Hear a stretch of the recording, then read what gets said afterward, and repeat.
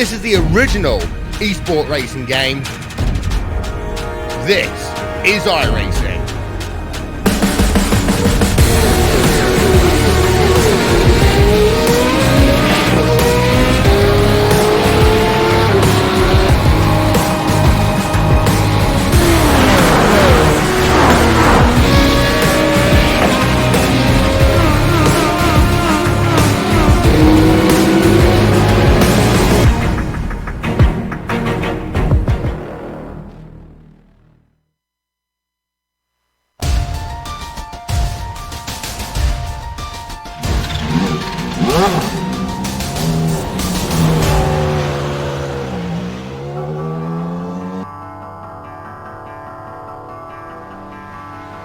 A month ago, our drivers raced on the road course here.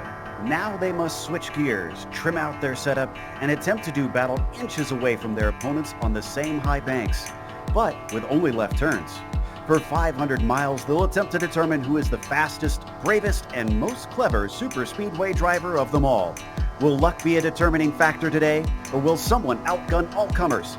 We'll find out soon as we get ready to watch the Majors Daytona 500, and you'll see it all live here on the Global Sim Racing channel and the iRacing Esports Network.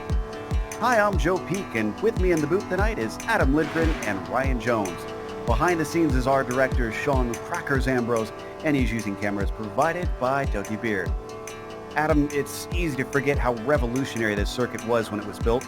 High-banked ovals were not new, but was a type of racing that was totally outside the norm for NASCAR at its inception. Definitely, Joe, and at its inception, it really was the star of the show and really opened up NASCAR to a certain sort of racing that they had never seen before. The star of NASCAR Speed Weeks is Daytona International Speedway, and it's been the location of the first two rounds of the Major Series for a couple of years. If you just come from watching the NASCAR Clash, do not expect the same amount of chaos, as these drivers have a lot more to lose. With qualifying times within 3/10, a clash for practice, and two duels to decide the field, these drivers who tackle everything from K&N cars to hybrid prototypes will tonight try to tackle the NASCAR Monster Energy Cup Series cars around this 2.5 mile or 4.02 kilometer 31 degree banked super speedway. Running 2 to 3 wide for 3 to 4 hours and trying to stay out of the big one, these drivers will be wrestling with probably the most mentally challenging race of the major season. Who will blanch under the pressure and who will sneak their way to the top? We're about to find out, Joe. I can't wait to see. This is definitely one of the big ones over the course of the season. Now, that season has gotten underway, so let's start at least with the Drivers' Championship here. This is, of course, the Americas region that we are looking at the pro drivers standings. And is Travis Worling tied with Driscoll and Challoner up at the front because they had, well, multi-class last round here at Daytona. So they each got top points there. Then you see Andra, Hayes, and Thunhorst are tied for fourth, and tied for seventh is Quinn, Corey, and Torres. But, well, on the off chance, Ryan, that we have somebody who's never heard of the Daytona 500, why don't you fill us in on the race details? Well, Daytona 500, of course, using the NASCAR Cup cars, the Chevrolet Camaro ZL1, the Toyota Camry, and the Ford Mustang. It's 200 laps in length, which is an incredibly long way. It's open setups, no fuel restrictions. The fuel will go about 33 to 36 laps, maybe more if you get a couple cautions. An incident cap of 26. They get one spare car, and I can tell you that most of the field will probably need to use it at some point today, because if you haven't heard of the Daytona 500, along with the Daytona 500, about almost as famous is the big one, when one mistake from one driver sends a whole heap of people into an absolute frenzy and into the fence. Yeah, we're expecting at least one of those throughout the course of the race today. But they do something special here in the majors. They have a charity each round. They've been doing this for the past couple of years now. And for this round, it's always nominated by one of the drivers, and this is chosen by Dan Stevens from the international region. They have the Cancer Society of New Zealand. They raised $171 this time around. They do that by charging drivers who want to take an extra qualifying lap. But of course, if you would like to check them out and help contribute yourself, you can find them at cancernz.org.nz. So big thanks to Dan for choosing that. Of course, this is special to him since his mother is fighting cancer as well. Now, of course, there's also the Majors store if you want to check out what you can get of Majors swag. That can be found at pacificmajors.com/store. So make sure and go give a look and see if there's some gear that maybe you'd want to don to help support the Majors series. Also, a big thank you to iRacing for putting us on IESN, which you're watching right now. Make sure and subscribe to the channel. All you got to do so is click on the big red button that says subscribe. As looks like Blake Reynolds trying to get a little extra screen time there down on pit lane. We talked about the fuel stint here, Ryan. Now, you've had plenty of experience. In fact, you've already gotten to call one of these earlier today with the international region itself. Was the tires any sort of factor, or is it all fuel-based in terms of those pit stops? Couple of days ago the international region was now, but yeah, I mean, tires, they're not that important at Daytona. They do help. At the end of a fuel run, you will definitely notice the car trying to drift up on the exit of the corners just a little bit more than it would at the start. But when you come down to pit lane, especially for the first 170 laps of the race, you're going to be taking a full can of fuel. And because in NASCAR you take tires and fuel at the same time, you can take 4 tires without adding any extra time to your stop, so there's no point in not doing it. So tires weren't really much of an issue. Everyone was taking them each and every pit stop. When we get into the final 20 laps of the race, so to speak, and if anyone needs to come down for fuel, it will be interesting to see if they do take 4 tires or just 2 tires, depending on how much fuel they need. That'll be something to watch out for sure. You can see a few drivers now come back out during the warm-up. The qualifying is already done and the grid is set. But Adam, this isn't the only race that's happening right now. They have 4 other Sportsman splits just in the Americas region alone. This has been one of the more popular races of the season. Definitely it has. Yeah, there's actually 3 pro splits and 2 Sportsman splits for America, so there's just a lot of driving going on right now. There are 177 drivers total that have signed up for this race in the Americas region alone. So quite a few drivers racing tonight, and they're all racing at the same time. So the stewards have a lot to look out for tonight. Yeah, I do not envy them with the work that they'll probably have to do after today. Hopefully we'll get pretty clean racing when all is said and done. As they come through the tri-oval as well right now. Ryan Buehler, who we ride on board with. We've got some big names in here as well, Ryan. I'm looking at 3 different black stripe drivers on the oval side that are competing today, just in this split. Yeah, Blake Reynolds, Christian Challoner, and Malik Ray as well have all decided that they want a piece of Daytona 500 action, and bit of a warm-up for them potentially before they do it all on the big world stage next week. And Malik Ray too should be mentioned. It's his first ever majors race, so out of anyone that could potentially jump in and get a win on their debut, I think he's pretty high on that list. Yeah, I certainly would not want to bet against him. I think he'll definitely be a little shocked though, as the competition level is extremely high here in the majors, especially in the Americas region, which tends to see the most attendance of any of the 3 regions. So Malik will have his work cut out for him. Thankfully, since he races at the pro level, he's used to racing with quite a high level of talent. As we've got just about 6 or so minutes left here in the warm-up. We had a few drivers that had to use what they call a playoff provisional to stay in the top split. This is essentially using their good finishing position from last season to be able to get themselves into that top split, since they've already proven they can race at that level. Kevin Hill, Matthew Thunhorst, Wayne Hutchison, Travis Warling, Brian Barnes, Lionel Kalisto, couple champions names in there that had to use that to get in. That tells you how tight the qualifying was, Adam, just to get in here.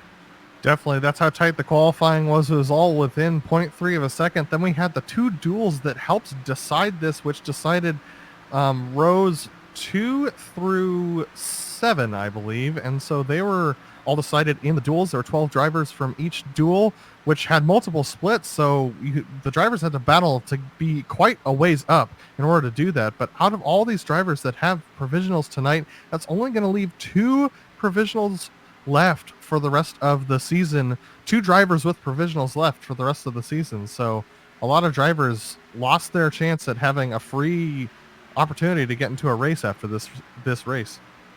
Yeah, I suppose that if you're going to use it, might as well use it in a race where it's a bit of a gamble anyway. So you never know if you could win or wind up dead last in these super speedway races.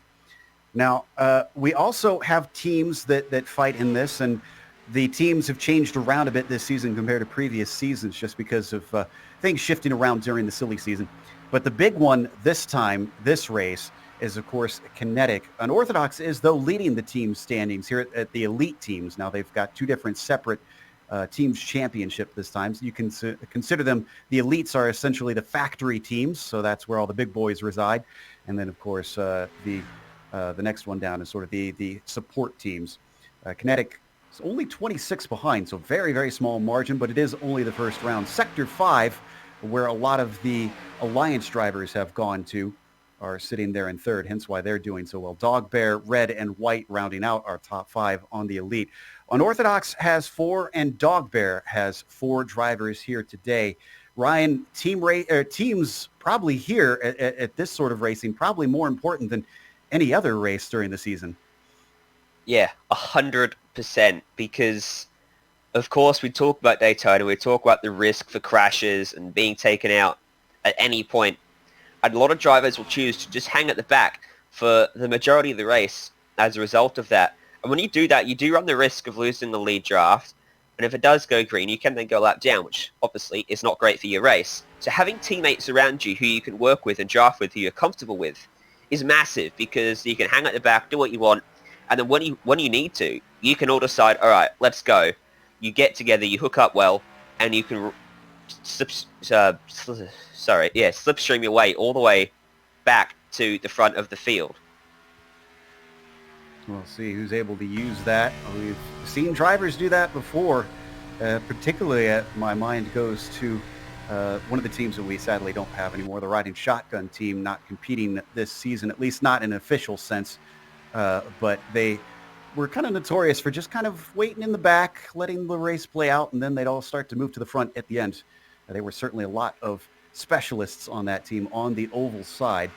So we see one of our unorthodox drivers now cruising around. Unorthodox being one of the ones that has stepped up in a big way from last season. They started to show good results, and then over the course of the winter, suddenly they found themselves not only with a lot of talent and skill, but have really laid it down on the line and showed that they can hold their own now that they are racing up against some of the best here in the majors. Kinetic's number 37 out there working, Christian Challoner, one of the bigger names there on the Kinetic team. Certainly came in and made a splash and challenged Reynolds for a whole season, one of the most recent seasons. But now he's looking to take the championship here in the Americas after winning the championship in the European region last season. Yeah, he chose to do that after wanting to have a little bit more of a challenge. He knew how competitive the Americas region was, and that just says something about how competitive he is as a driver, and one of the reasons why he's in the Coke Pro Series on iRacing. He's just such a competitive guy. He wants to get out there and race against the best, and that's one of the reasons why he moved to the Americas, because he thought that the competition was going to raise the game for him and raise the stakes for him and his team. I'll be honest, Adam. What I think is really the reason, or at least one of the big reasons, he wants round 2 with Blake Reynolds. He squared off with him 2 seasons ago, and I think he wants another stab at it to see if he can actually beat him over the course of a season. Speaking of Blake, we're seeing him lead this pack as they're all going to try a green flag pit stop simulation. Let's see whether or not they can get down before they hit that yellow cone. It looks like everybody's almost going to manage to do it, but a couple of unorthodox drivers collecting each other in the background there, but Blake made it on there with his Coca-Cola scheme. Look at all that blue and white. Yeah, that tells you just how many Kinetic people we've got racing here today. Another thing they'll have to practice is coming into that pit lane, and this is the time you want to get it wrong, is here during the warm-up, which has about 20 seconds left, so we're going to be getting ready to grid soon. DJ Lyon, one of our newcomers as well. This is his first majors race ever, and he's doing it in the top split, so he's going to have to prove himself as he also takes a little bit of practice down to pit lane and gets it in nice and smoothly. Checkered flag waves for the warm-up here in round 2 for the Majors Series, the Daytona 500, getting ready to happen here on the Global Sim Racing Channel and the iRacing Esports Network. So why don't we go through our starting grid for today? It's going to be Eddie Hawks, who is starting on the pole with Christian Challoner starting in second next to him. Scott Corbin will be P3 at the drop of the green with Vincent L'Herbier starting in fourth. Blake Reynolds back there in fifth. 2 black stripes right there in your top 5. Ryan Bueller starts in 6th position with DJ Lyon in 7th. Josh Cully starts 8th today. Everett Lane starts 9th. And Michael Morley rounds out your top 10. Jonathan Medeiros starts off in 11th place with Daniel Knight in 12th. Malik Ray is going to start off 13th position with Steve Driscoll in 14th. Then we have Andrew Warring starting off in 15th position. Andrew Waring rather. Jake Bryan is going to start off in 16th place with Lyndon Swaby in 17th. Then Samuel Roush in 18th and Michael Jeans in 19th. And Wade Hayes rounds out those top 20. Marcus Tracy will line off from 21st and Jimbo Pfeffer in 22nd. David Cole starts 23rd, Tony Ball 24th. 25th, Dakota Ehrman, Adam Hallop and Austin Esmati on that 13th row of the grid.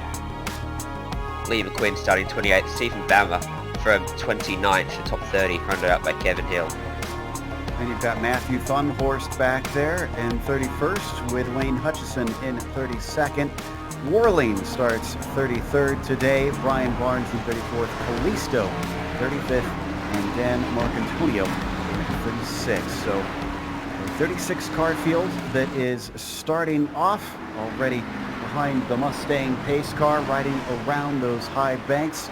We'll see how the start of this race will go. Will things be nice and calm? Will drivers be immediately jockeying to get themselves where they want to be? Already on the backstretch. And Christian Challoner, with his experience up at the top level, I expect is going to be able to hold his own quite well.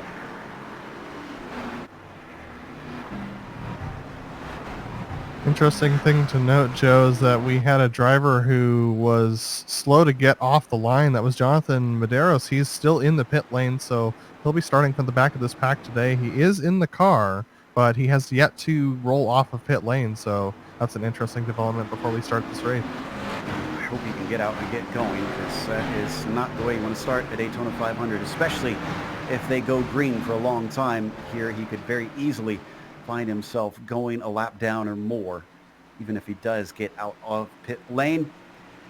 Meanwhile, there is your Mustang pace car getting ready to give way to Eddie Hawks, who will have control of the field. Waiting patiently. Pace car is in. Green flag is out for round 2. The Daytona 500 for the Majors is off as they start to accelerate up 130, 140 miles per hour all the way up to 180 to 190. Coming down into the first corner. This is looking pretty calm thus far. Everybody staying mostly in those 2 rows with very few ducking around. And it looks to be like everyone stayed in line before they got to the start-finish line, which is one of the rules of the majors, so everyone's safe in that regard. It looks like we have side-by-side racing all the way back to about 20th when things start to get a little bit more single file, but that front pack is still being pretty feisty. Yeah, looks like we've got one of our unorthodox jumping up to the high side. I think that's the 336 of Andrew Waring, rather. So he is going to try and put his eggs in the basket of the top line. Now, I don't know if it's a little bit different here in these conditions, Ryan, but I know when I was recently getting to call one of the clashes on IESN here, it seemed like the high line and the low line were both viable. Do you think that's going to be the case today? Yeah, I mean, I got the pleasure of calling the Majors clash last week as well. And I think, yeah, what we've seen in that race, what I saw in the international region, and a little bit I saw from Europe as well, both lines work very, very well. As long as you've got people behind you to make that work. Not a lot of single file racing, that I expect to see today. When we get down towards the pit stops, we'll see everyone start to get themselves towards the inside line so they can pit when they need to. But other than that, I think we're going to see a lot of side-by-side racing today and a lot of dead heats at the front like we're seeing at the moment. Yeah, nobody's really making any drastic moves in that front group. It really goes back to about 18th place with both lines strung together, so about 9 each roughly. Then you start to get a little bit of a break, and I think, yeah, it looks like our first really big one is from 24th to 25th. Adam Halleck back there in front of just a couple cars that have dropped back to try and find themselves some room. Yep, that is Adam Halleck and Steve Bummer from the Forge Motorsports team, and they have just decided to take the back, sit in the back, and they're in front of Liam Quinn, Daniel Marcantonio, Kevin Hill, Matthew Thunhorst, and Travis Warling. Quite a few drivers back here. A lot of the big names actually are in the back of the pack right now, whereas Kinetic seem to be very comfortable just controlling those first 2 rows. 4 laps in, and this is a pretty good sign thus far that drivers have got the long game in their minds. But the Kinetic, who started on those front 2 rows, have continued to lock things out, and nobody's willing to give way. They're still being chased by Le Herbier up there. Or excuse me, no, Ryan Bueller back there in the 07, rather, up on the high side that you see. Of course, he's got Blake Reynolds down below him as well.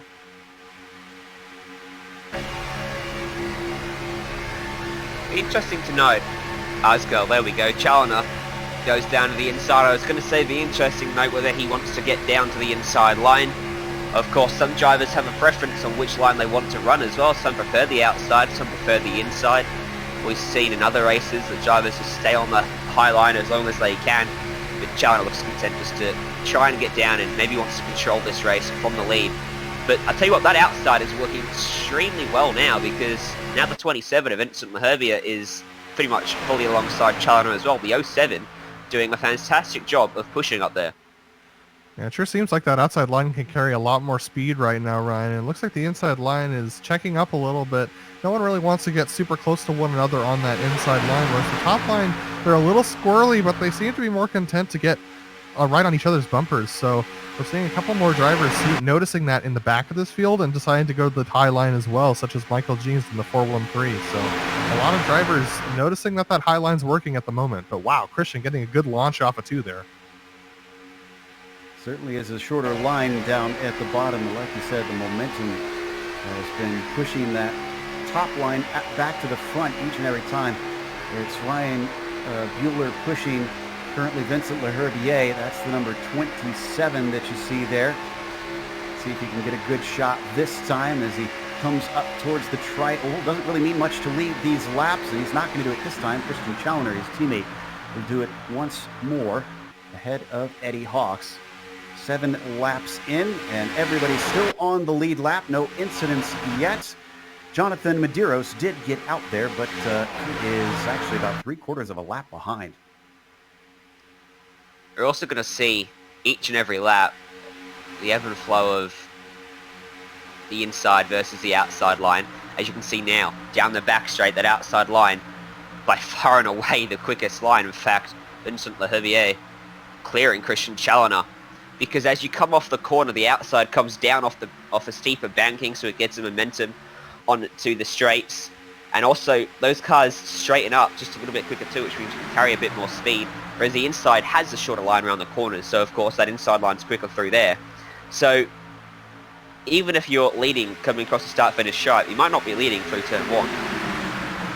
With us having what seems like pretty calm green flag racing here, Ryan, my mind starts to wonder. I was told that the sets tend to go away a little bit towards the end of run, especially in the tri-oval. Do you think that's going to be a concern, that if we keep running green like this, is it going to get a little bit squirrely in that part? I mean, of course, every setup's going to go away as it goes on, as Leherbier gets down to the inside there. It's tough to say, because we don't know what setups these drivers are running. Some might have it set up to be able to push really hard. Some may have it set up that they need to get a bit of air in the car as well. Yeah, that outside is really quick. It's just a train of drivers clearing the inside and getting down to the inside line.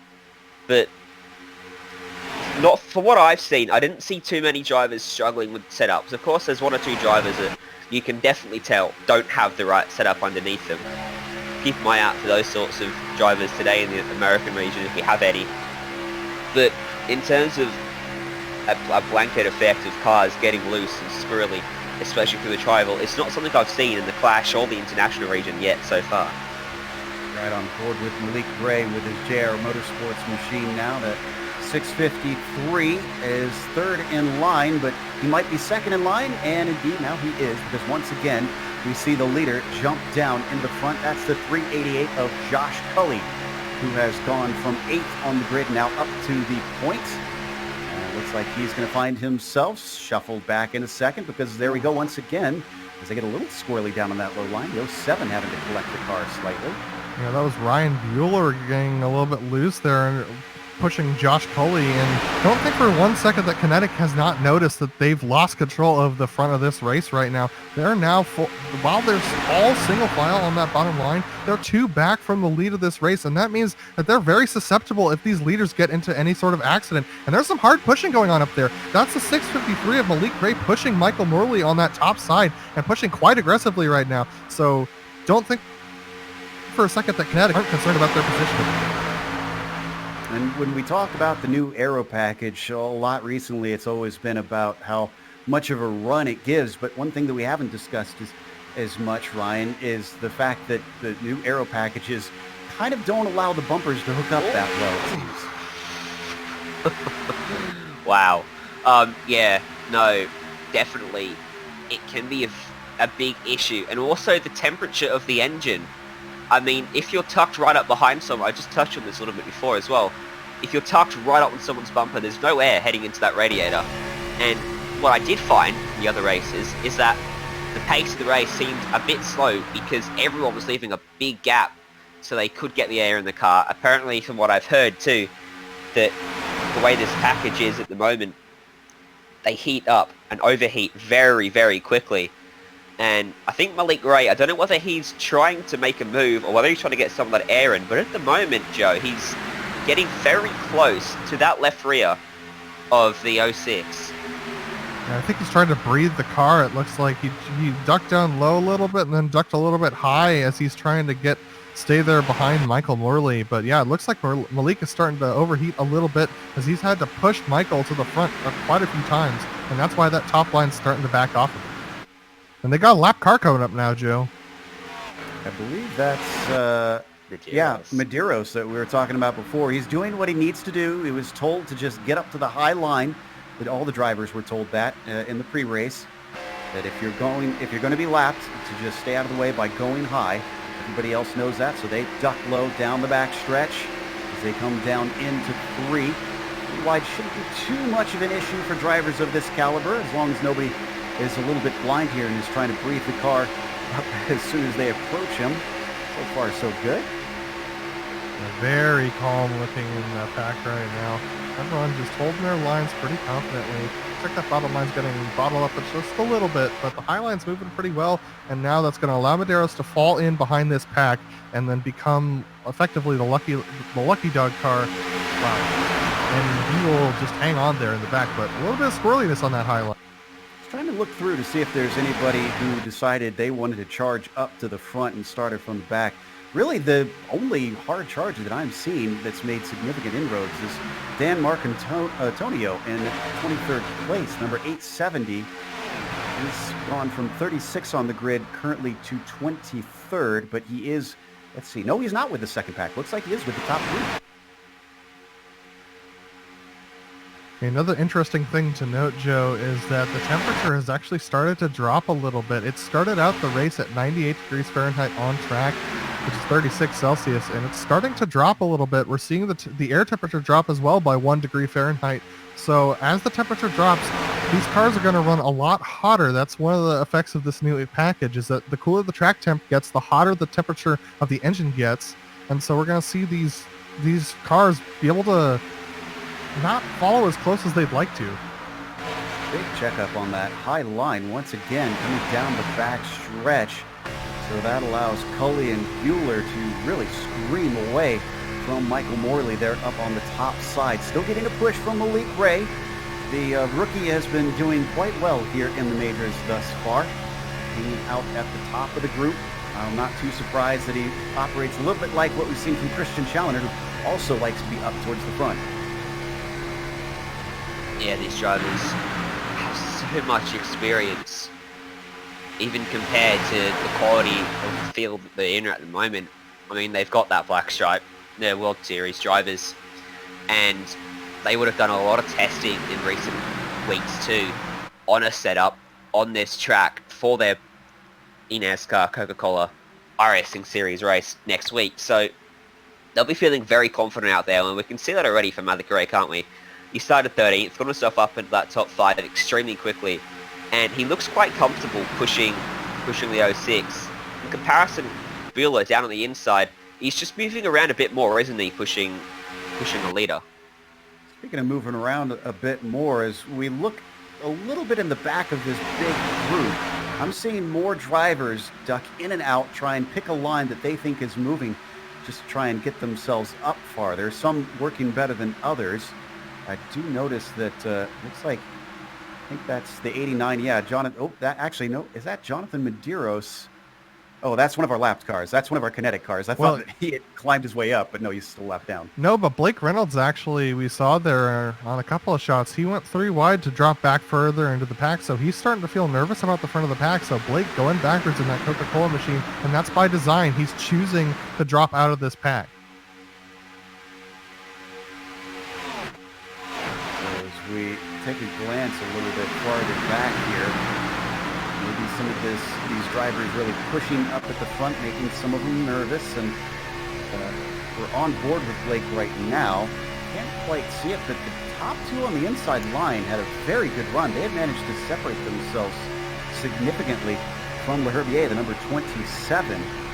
Curious to see if they'll be able to do that again, because if they could manage to really stretch themselves out like that at whim, I wonder if they've got something special hooked up there. Oh, there you go. Down to the inside, Morley takes that lead away. That was a fantastic push from Malik Ray.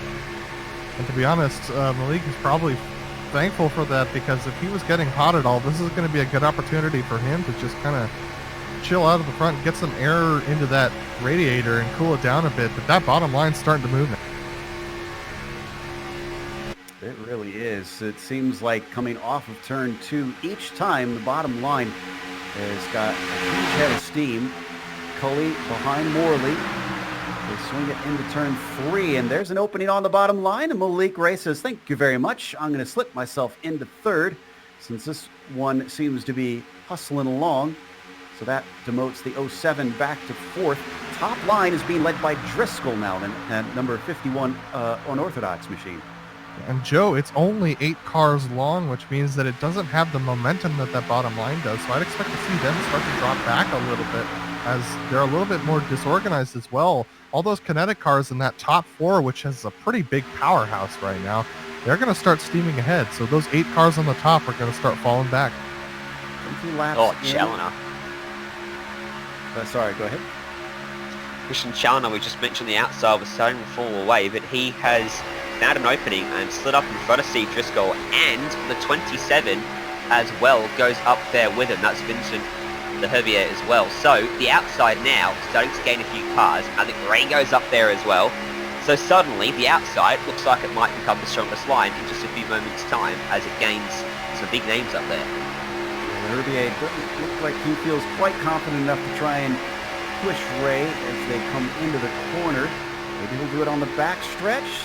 See if they finally got some momentum compared to what the bottom side has been doing, as a few drivers actually ducking down onto the yellow line. They do need to be careful. They are not allowed to use racing on or below the yellow line to try and make passes.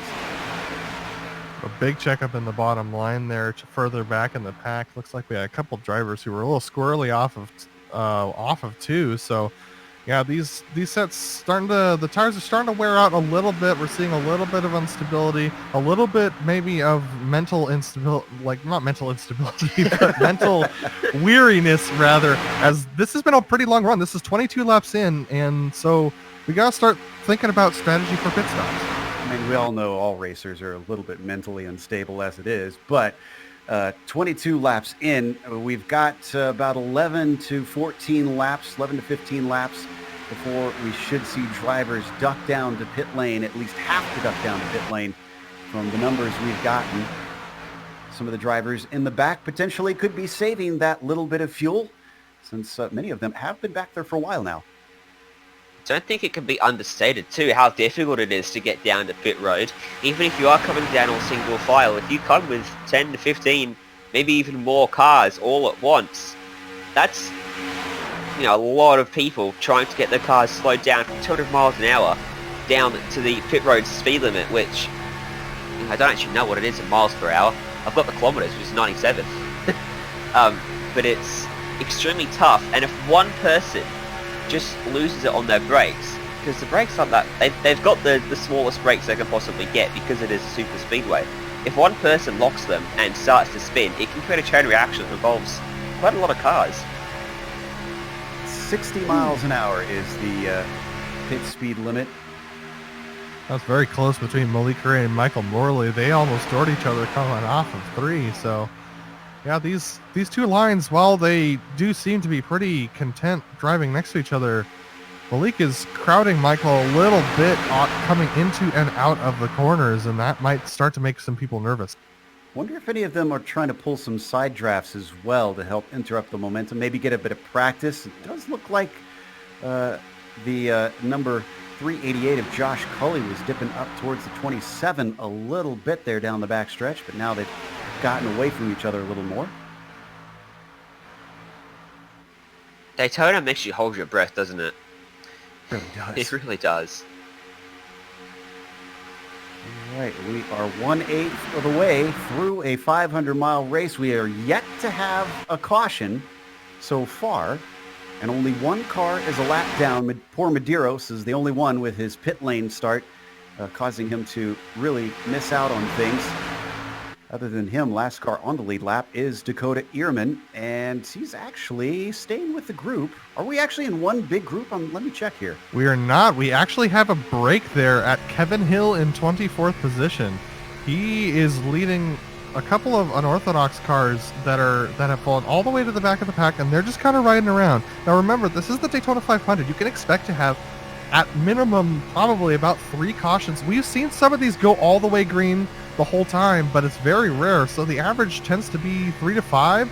And so even though Medeiros is a lap down, and even though these unorthodox drivers are back here in the back, starting with Kevin Hill in 24th position, they don't have to worry that much, because if a caution comes up, they will be perfectly in sync to be able to get back up in that pack.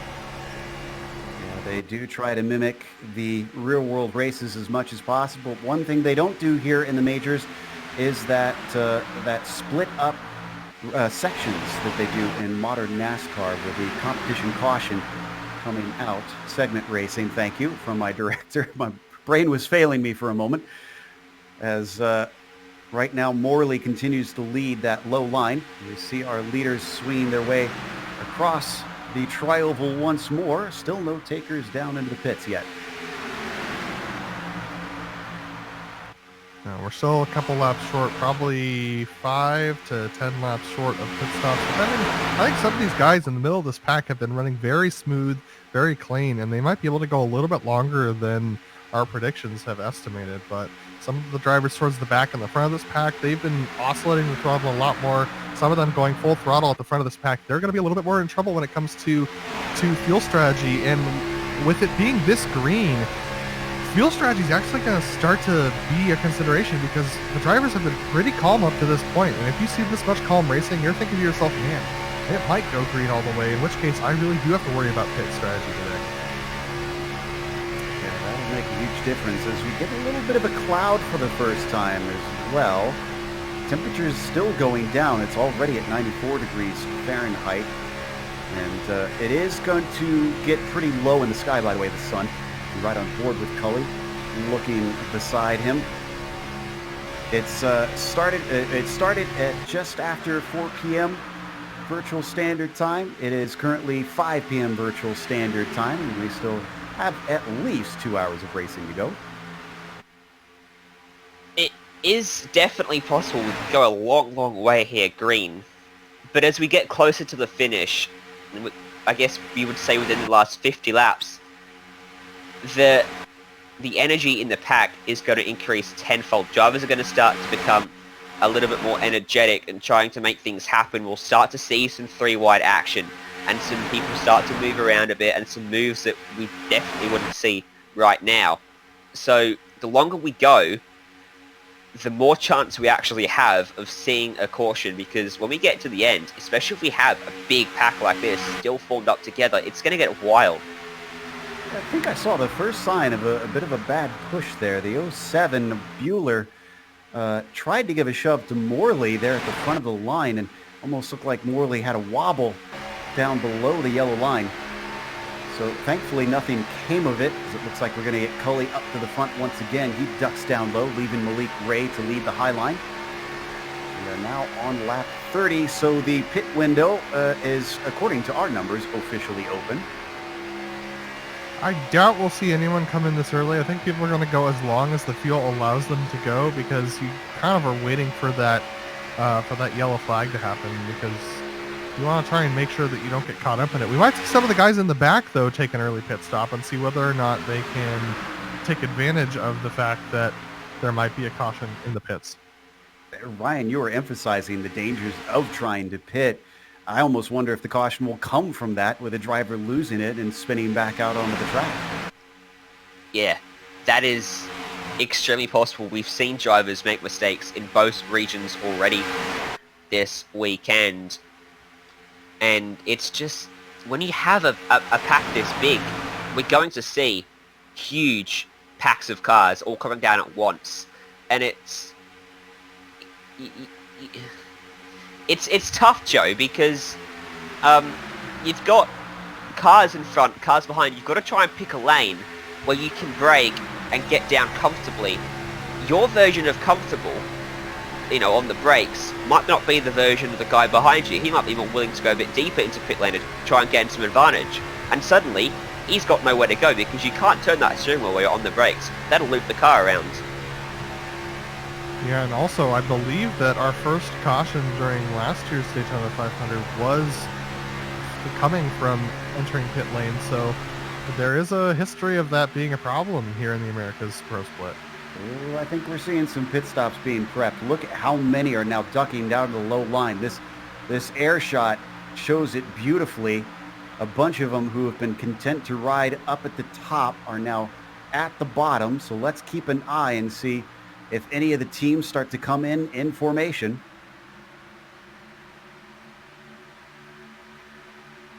Probably in about 2 to 3 laps, I think we'll see people bidding. And they're going to go as long as they possibly can. Yeah, but Ryan, correct me if I'm wrong, but you do have to think that far ahead about trying to get to the bottom line, because if you're trapped up on the top, there's no way you can come to pit lane from the top lane. So you have to think way ahead and try and find a gap as soon as possible. Yeah, 100% you're right. That's why we're seeing this right now. We see it in every single Daytona 500 where the field starts to single file out for the majority 3 to 4, 5 laps before pit stops start to occur, because that's another reason why pit stops at Daytona are fraught with danger. You can't pit from the outside, and if you run yourself until the final lap of your fuel, you need to come down, but there's a car to your inside. It's a huge problem. Watching from onboard, Malik Ray one more time. He swings it into one. Might be able to lead this lap. He's competing with Cully down there on the low side. Doesn't seem interested in coming into pit himself. At least he hasn't made motions to try to get down low. We are on lap 34. And Joe, I can report that we are in one big long line at this point, with just a couple of cars on that high side. All the way back to 35th with Dakota Ehrman, we are in one long train. You see, there's just part of the train right there. We're going to get any takers this time. Still nobody. Everybody trying to run as long as possible. Back at the pack. They are going in. Tracy, we have 3 drivers. Looks like Brian Barnes and Wayne Hutchison. Those are some of our Dog Bear drivers, if I'm not mistaken. Looks like it's good for Hutchison and Barnes finding their stall. Tracy also hits his marks. This is where you don't want to make a mistake. You want to keep hold of your friends, your partners out there. It looks like everyone else is prepping for this time. We have a lot of drivers on that low side now in that lead pack. Ooh, Hutchison, though, is taking long. Hutchison, a very long stop. I wonder if he got a speeding penalty on his way in. Yep, everyone's in. Not quite everyone, but just about. Oh, there's a car around 56. That is DJ Lyon, DJ one of our new Lyon. drivers to the series. And you know what? I think exactly what you were talking about there, Ryan, because it looked like the 54 of Corbin was in front of him and just kind of caught him out. To make matters worse, he mixed his pit box as well. He still can't find it. So the other drivers are pulling out now. It was fuel only for most of them. Wow, it was a long stop for Wayne Hutchison, 54 seconds. And the rest of the pack is in. Our leaders are into the pits now, leaded by Blake Reynolds, who was in the lead at that time. Quite a few of them missing the line, though. Let's see if we get anybody else missing their pit stall. You don't Malik necessarily... might have a speeding penalty. Ooh.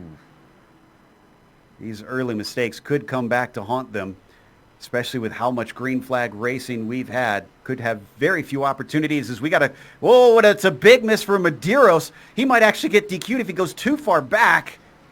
There he goes. Whew, he's still in the race, but man, this is going to put him even farther down. He was already a lap down, and his day has just gotten worse. Well, Malik Wright definitely didn't have a speeding penalty because he has come out first. Must have just about escaped that one on pit entry. But here come the leaders. This is Josh Coley just passing through 18th position. And Swaby turns it around on pit lane. In fact, he's stuck. He's got to do a K-turn just to get the car going. But you see in that outside lane, those drivers, that's Wayne Hutchison on the way outside in the red car, but just behind them is Josh Coley. He's the first car who had pitted, so they're going to slot into 8th position. This is the 388 of Josh Coley in 9th position. He's going to slot in behind Samuel Roush. And it looks like that was a pretty good move for them coming into the pits that time, but they lost some positions, though, Brian.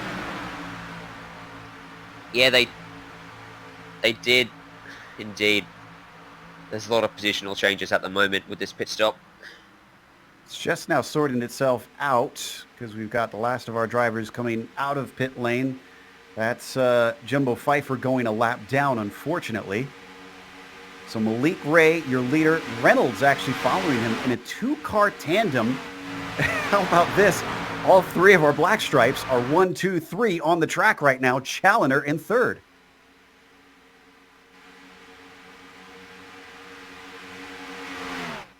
It's down to the experience, isn't it? Because they're so good at getting that car down a pit lane without issues and maximizing it as well, putting themselves in the right spot.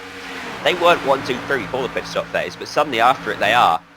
And that's probably the one place on this track where experience is paramount, with the exception of just being comfortable in the pack. Because for the rest of it, you're flat out. There's not too much that your talent can actually do to put yourself at the front, barring, putting yourself in the right spot at the right time.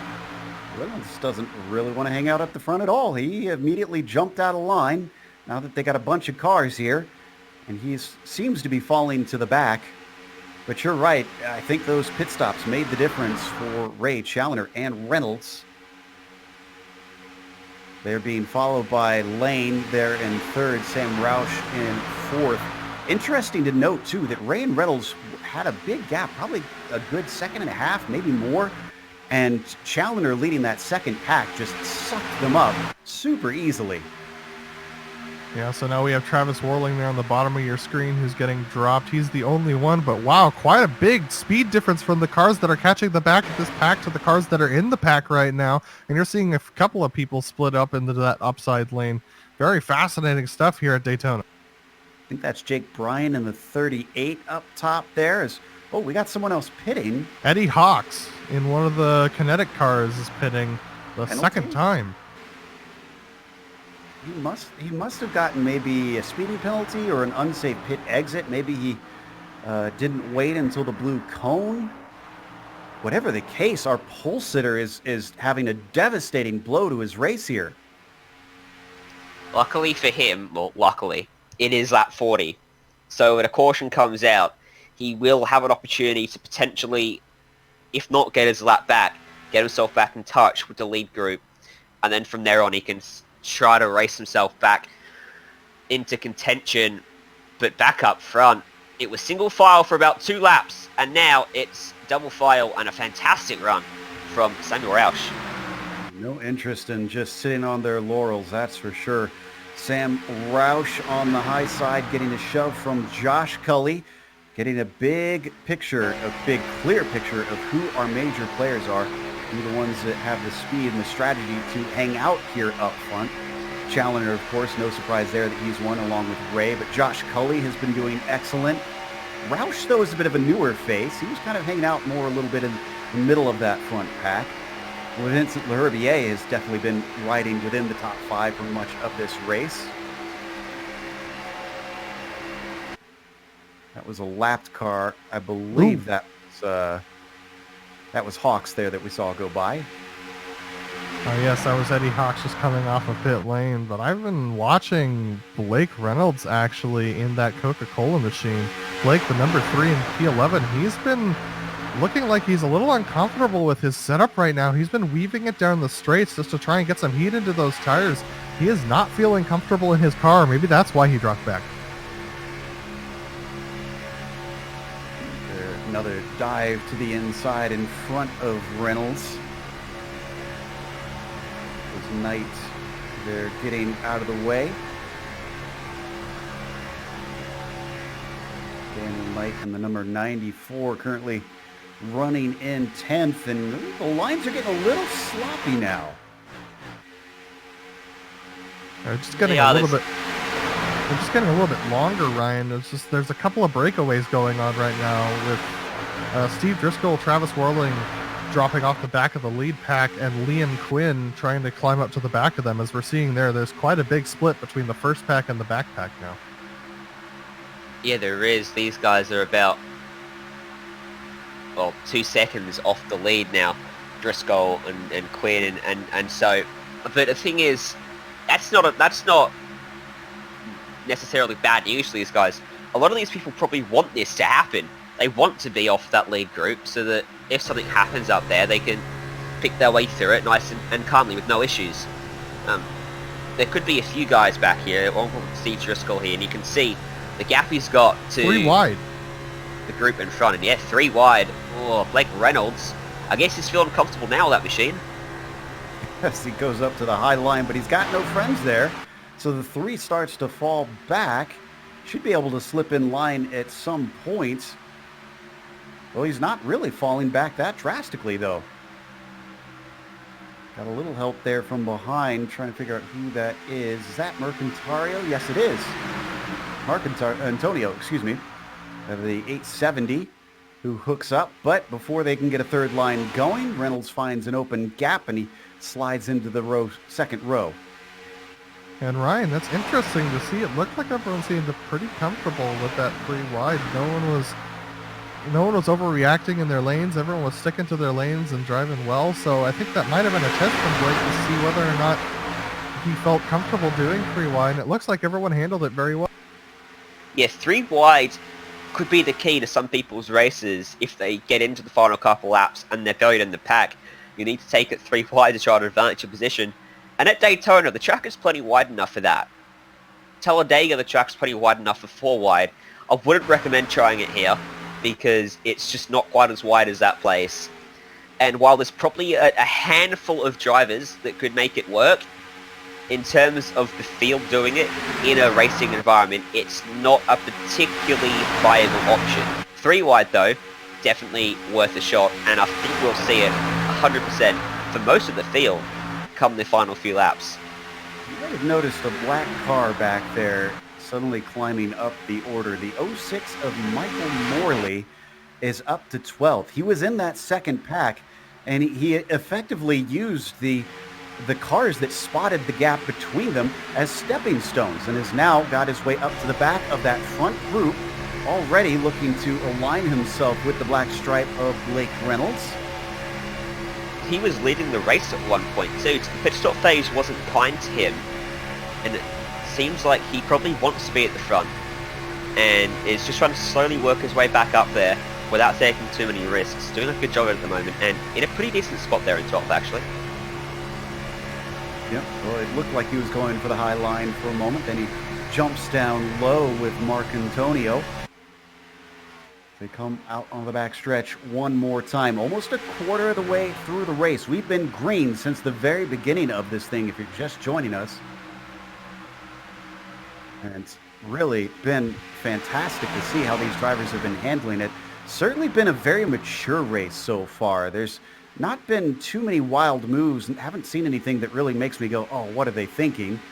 Everybody's been relatively showing their relative experience here. And another interesting story to mention is the battle for the Lucky Dog, which is now between Jimbo Pfeiffer in 33rd position and Wayne Hutchison in 34th position. They're both in this lead pack. Jimbo is third in line in the top. And then you've got Wayne Hutchison, who's a little bit farther back in the 17 on the bottom side. Eddie Hawks is actually back there too. He's got a few cars between them. He needs to get a little bit closer if he wants to fight for this. We ride on board with Wayne now. Yeah, and so on the high side here. And so the battle between these guys for the Lucky Dog is going to be very fascinating, and that's Lyndon Swaby, who just comes by, and he is going to be in a position where Lyndon Swaby is in a position where he could also battle for this Lucky Dog. Nicknamed the Pirates. We're used to seeing him over in the PRL League, racing in the Formula 3 cars, but clearly can do quite well here on the oval side. Just saw Josh Cully get a very good push from Vincent Lahavier. Was able to clear Malik Ray, get down in front of him, and Ray doesn't seem too keen to try to get back around him. Just got himself up onto that bumper and pushing them very well, which we've seen him do already a number of times today, mostly on the high side. A lot of these drivers are learning too who they want to work with come the end of the race, and if I was someone up in this front pack watching Malik Ray, come the end, I'd want to put myself right in front of his front bumper because he's doing a stunning job of pushing everyone out there. Yeah, I definitely noticed that too, Ryan, and don't think for 1 second that the rest of these drivers haven't noticed that as well, but it's 3 wide in the middle of the pack again. Yeah, it looks like that's actually around Hutchison in the 17. Pfeiffer ahead of him, so maybe that's to do with the battle to get that Lucky Dog. Jake Bryan in the 38 decides he wants none of that. He's going to let them go. Hutchison took it away from him. Yeah, he currently has that Lucky Dog. Oh, the 07. He's struggling a bit through the tri-oval there. You asked me earlier whether I thought any cars, start to get a bit loose through the tri-oval. Potentially Ryan Buehler got a setup underneath him that lends itself to that condition, because that looked a little bit scary through there that time by. Well, he's caught it now, and he's got L'Herbier behind him, giving a nice little shove, even though that bottom line's got quite an edge over them. It's like momentum still working pretty well, though, as they somewhat easily start to catch up and ride on board here with Buehler. And you can see he's just slowly chipping away at that bottom line. Yeah, but he's also extremely loose coming off of the corners and going. When he gets the exit banking, he seems to get very loose. And here comes Malik to the top side again. He's going to get a bump from Ryan now. So very interesting strategies from Malik. I think Malik's trying to get to the lead. Well, he could have a little bit of good help from that 07 and that 27, who seem to have a handle on things. And indeed, we get a nice little shove from Buehler. And down he goes almost immediately. You could see Malik's car just react and push from Buehler too. And that highlights the importance of when you push it bump drafting someone, doing it completely square, because if you hit their left rear or their right rear, it's going to send their car off in an awkward direction, and It was a good, strong push from Bueller, but just missed the center, and Malik Ray just had to control that car there for a little bit down that straight. Did a good job of it, and now has the lead of the race for it. Right now, interestingly, it's Jimbo Pfeiffer who has the lead of the Lucky Dog.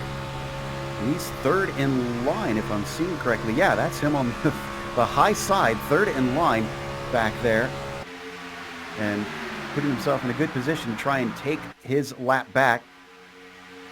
Well, of course, to do that, you'll need an actual caution, which we still have not seen sight of yet. So we come around to the tri-oval once more here, Adam. Yeah, now just right behind him in that red and black 17 on the bottom lane is Wayne Hutchison, the person who's fighting for that Lucky Dog. So these two guys picking different lanes to fight each other for this Lucky Dog position. And so it's always fascinating to know that there's multiple battles going on through the pack all at the same time. People on different pit strategy, people on different tire strategy, people on different lap strategy.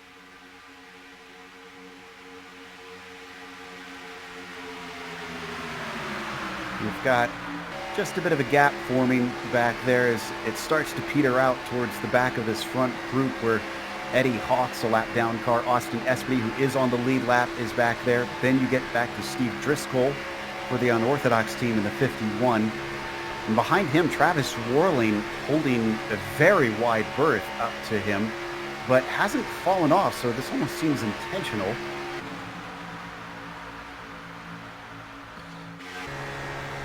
Yeah, I definitely think that this is intentional. Yeah, go ahead.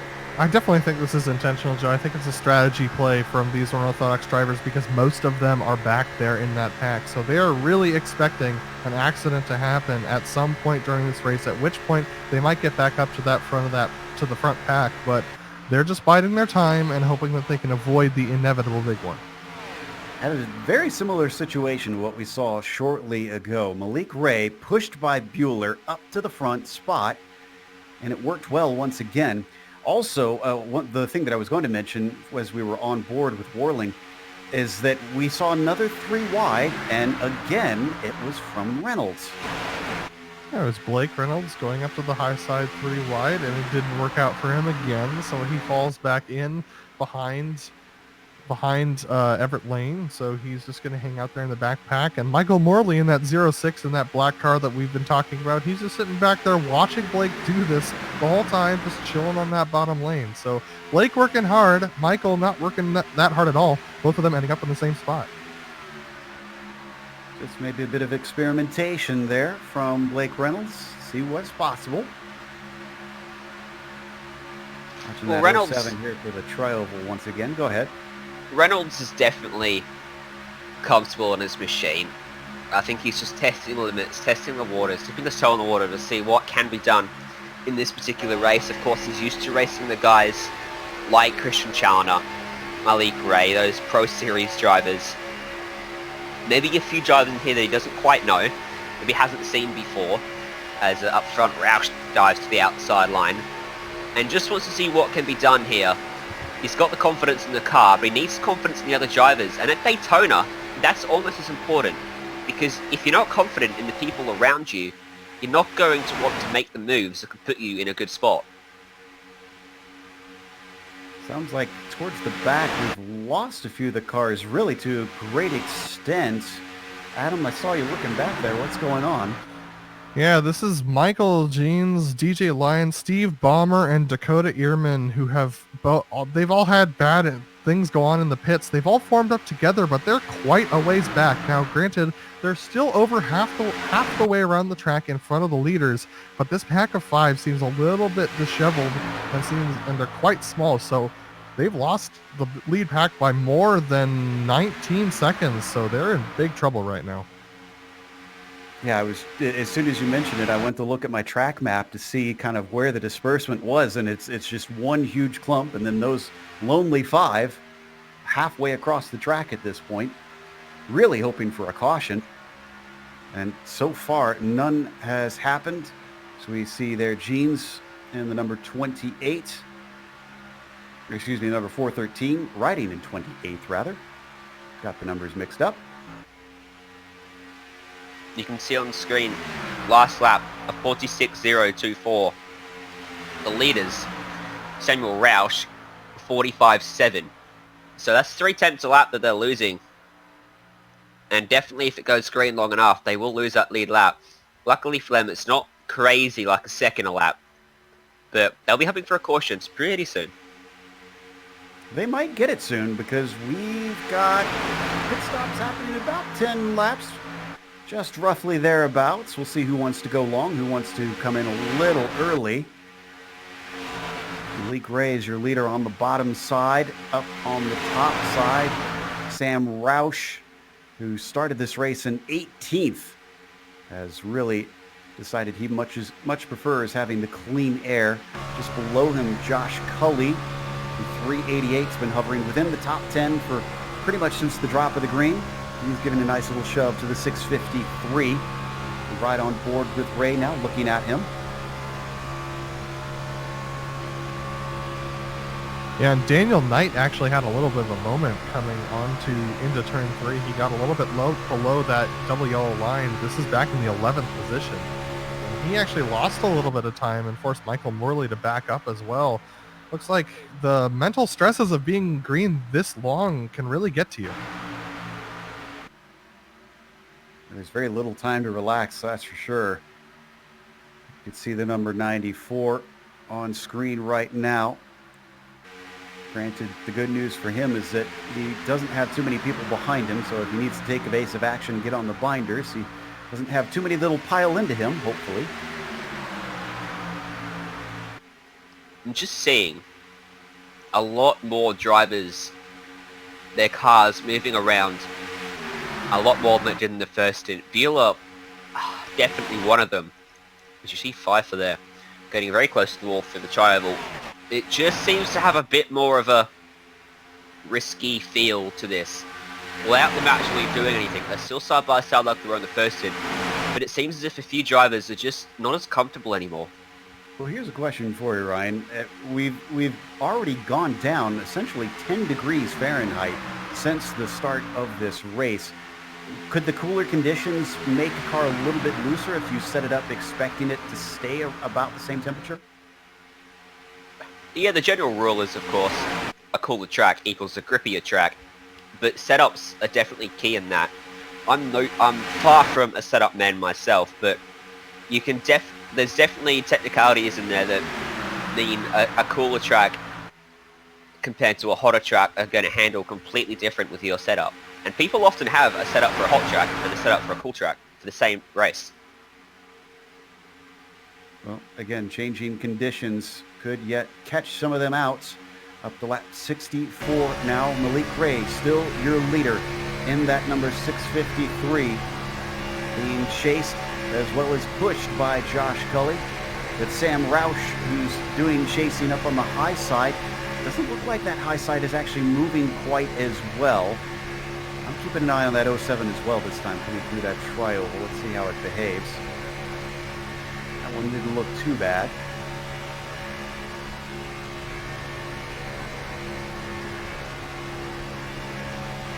Before we get to the pit stops, why don't we talk a little bit about the points leaders, because we do have a few other points graphics, Adam, as far as some of the championships. Sure. First, I want to check up on the drivers who are in this race right now. We have Steve Driscoll in 15th. He's tied with Travis Warling and Christian Challoner, but Steve has fallen off a little bit of this backpack, but he's just hanging out at the back with his unorthodox teammates of Travis Warling, who's behind him, also tied for that lead.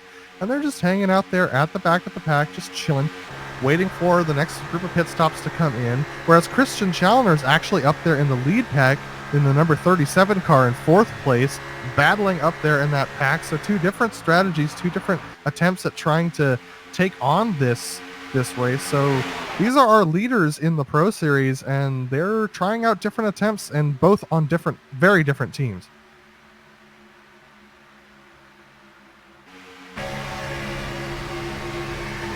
Watching from on board the 37 now. One of the things I love, the little details that they've been adding that they haven't really necessarily mentioned in the release notes, at least that I could find.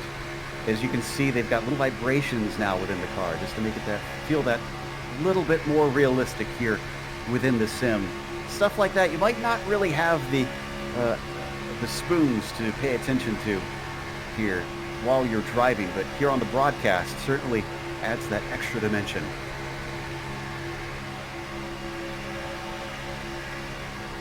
Ooh, big duck down low from the 07. Oh, Ray. I think Ray got a very awkward push from Cully then. Had to dip down to the apron. Jake Bryan also did a similar move to Bueller last time by down that back straight. Wiped his nose straight across Wayne Hodgson down on the inside line. Driver's a little bit desperate to get down to that low line before the pit stop phase begins. Bueller's blinking now.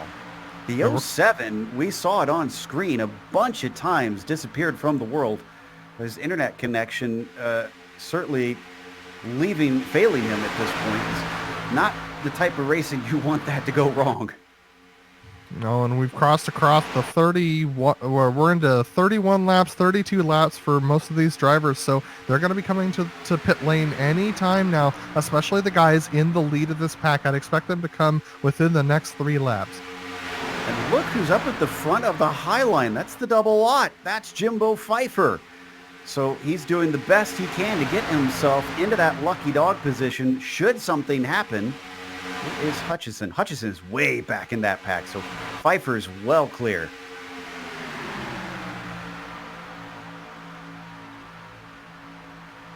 Lap 32 now for most of these drivers. A few of them farther back on lap 33. Some of those include Morley, Tony Ball as well. I see Austin Espedy. I think Josh Cully also on 33. Yeah, and these are the drivers that took the pit stops first out of everybody, and it did not work out for them. So expect to see them go as long as their fuel can possibly take them this time, because they know that pitting early actually made them lose out. And even though they might have had an opportunity to get back to the front, these guys, some of these guys who are quite a bit off of the lead, this lead group goes all the way back to 5 seconds off the lead. It takes a while to climb your way back up to the front if you want to. Now to lap 70. Malik Ray has been perhaps one of the most steady leaders ever since the pit stops. Basically leading the lower line and not willing to give it up. Will he be willing to let Jimbo Pfeiffer through? Because Jimbo's got a head of steam as they come into turn 3. Not enough of one necessarily to chop down. At least not yet. He's getting himself a little help from Lane. And I think we got a pit stop. That is Cully. But he's all alone. This is going to be a problem for Cully. Oh, he had to have gotten a speeding penalty there. Let's take a look at the replay. Did get it slowed up eventually, but he was all sorts of sideways and still scrubbing off speed. Yeah, I don't know, Joe. I think he might have just made it coming across that line. Oh, man, it's going to be close. Jeans joins him, DJ Lyon, but they were all well behind. So did he come in alone? He crossed the line at 131 kilometers an hour, which is about 40 k's over the speed limit in miles per hour. And we got a couple more drivers coming in now as well. Oh, Malik Ray having trouble getting it woed up, and he's got Jimbo Pfeiffer with him. And I think that was a speeding penalty for our former leader there, Josh Cully. 41 seconds. Yeah, that's a speeding penalty. Ugh. That is going to be gutting. So you can see many more of our leaders are in. Bueller, Ray, Tracy. In fact, Ray is heading out now, and he's just crossing the cones. So that lost Josh almost a full lap there, so that's going to be tough for him to recover from. But now we've got even more people into the pits, quite a few more. This is David Hall, Wade Hayes, Vincent LaHerbier. See Roush also coming in. Andrew Warren, Espedy is in there. Scott Corbin. Mark Antonio also pitting now. Looks like Malik Ray is the lead car of our pitters. Curiously, though, he's all alone. Tony Ball, the next one on the same lap as him. Ways behind, 4 seconds behind, actually. So our drivers who are out there still now have 36 laps on their cars at this point, and quite a bit more on their tires. We're going to see who comes to the lead now. They're coming now, led by Blake Reynolds from the lead. Oh, Reynolds locking him up. Doesn't need those tires anymore. The 94 got in a little bit smoother. So did Christian Challoner. Steve Driscoll follows them in. Looks like Jake Bryan in that group.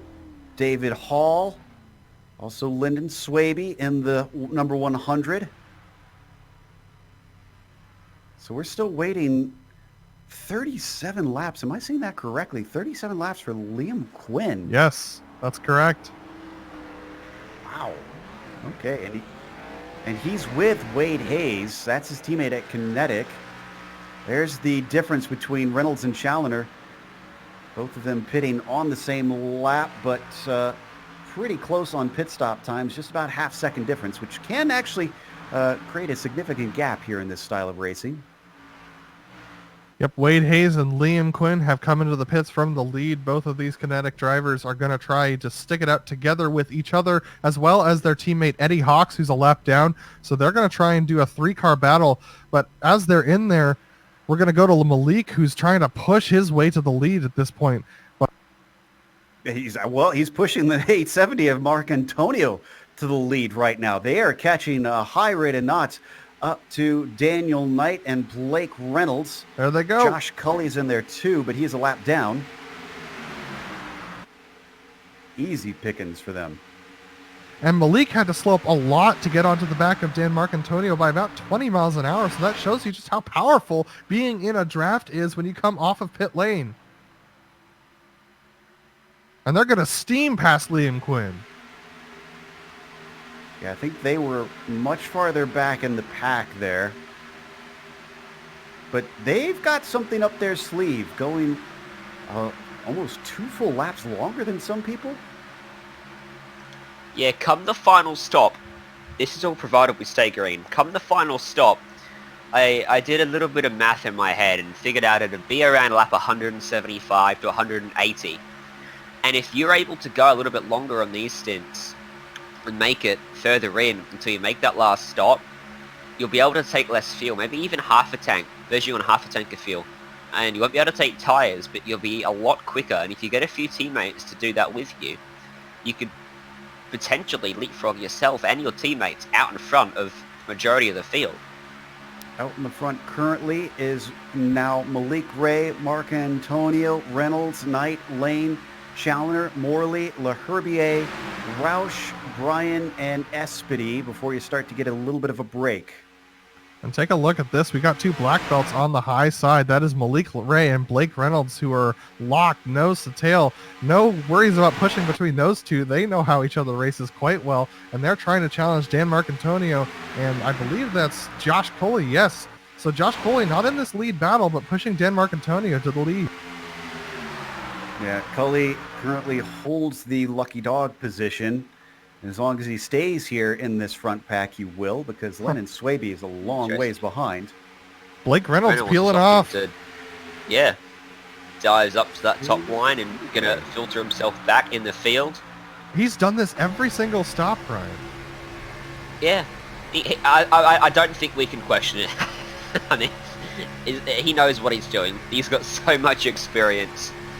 Maybe if he finishes up there in the race, we can ask him in the post-race, and it is. Yeah, not only a champion here in the majors, but a pro stripe driver. So really, it's a driver that probably has an inkling of what's going on. What interests me most about him doing that is when I was watching calling the Clash earlier this week. He did the same thing, and actually honestly proved me wrong, because I had talked about how in previous majors races he'd always try to charge his way up to the front, but I guess he doesn't like that strategy anymore. You know, one person who does like that strategy is Malik Ray, just hanging out there on that high side, battling for the lead constantly during this race. He's got Daniel Knight behind him. Daniel Knight's one of those drivers who looked a little unstable after the last round of pit stops during that second stint, but he's right up behind Malik Ray and holding it solid on that high line.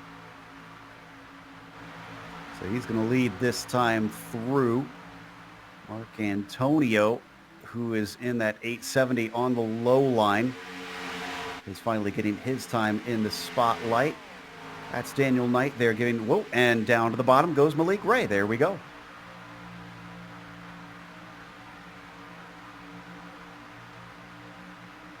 Right now, we've still got 30 cars on the lead lap.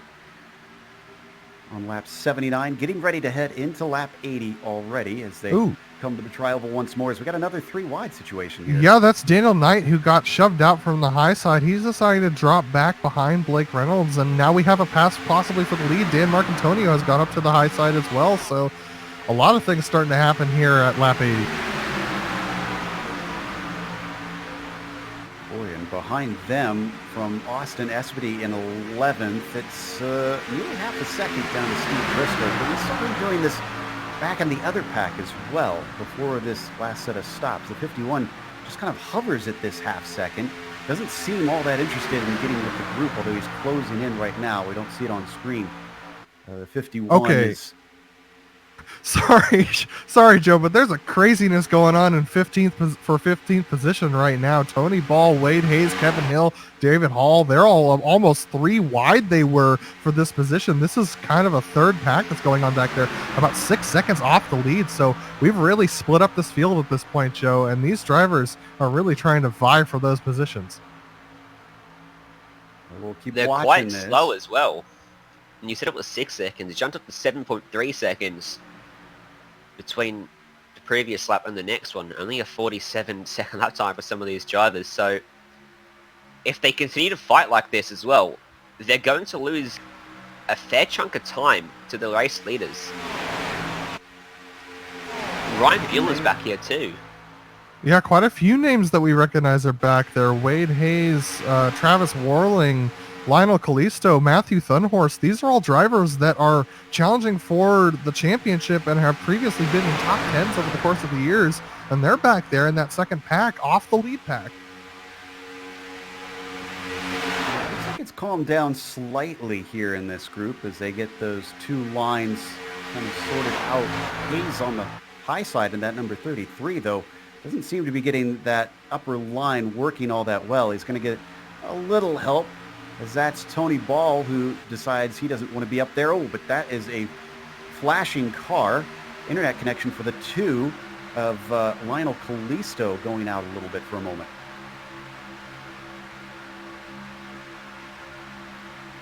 So we now have 2 packs that are kind of fighting for position. That lead pack that's more content just hanging on, and then we have this back pack that they seem to be vying for position. I'm not exactly sure what for. They know they're quite a ways off the lead at this point. If they could all get single file, they would catch up to that lead pack in a matter of moments. But we have a pass for the lead going on now. Malik Ray's trying to give another shot on Dan Marcantonio. And very confidently moves down to the bottom. Everett Lane was the one in that 652, the silver machine, that gave him that push. That is Antonio that we see getting very bravely close to the back, almost pushing through the tri-oval on Malik Ray. There's also a third group. We touched on them earlier before the pit stops. That DJ Lyon, Michael Jeans, Dakota Ehrman, Steve Bammer, Marcus Tracy there. They're all 23 seconds adrift, so they're all still half a lap behind. And I'm just actually going to have a look whether they're actually catching, because they're all single file, so they're doing 45.8s. That big middle pack, they're going to get caught at this rate if they keep on going by those 5 cars that are all single file 13 seconds behind them. And that group does include at least one of our lap down cars. Wayne Hutchison, looks like also Lyndon Swaby, Marcus Tracy, who's the last car on the lead lap. They're all led by DJ Lyon in the number 56. There you see them coming around to the tri-oval themselves. They've got roughly half a lap over the leading number 870.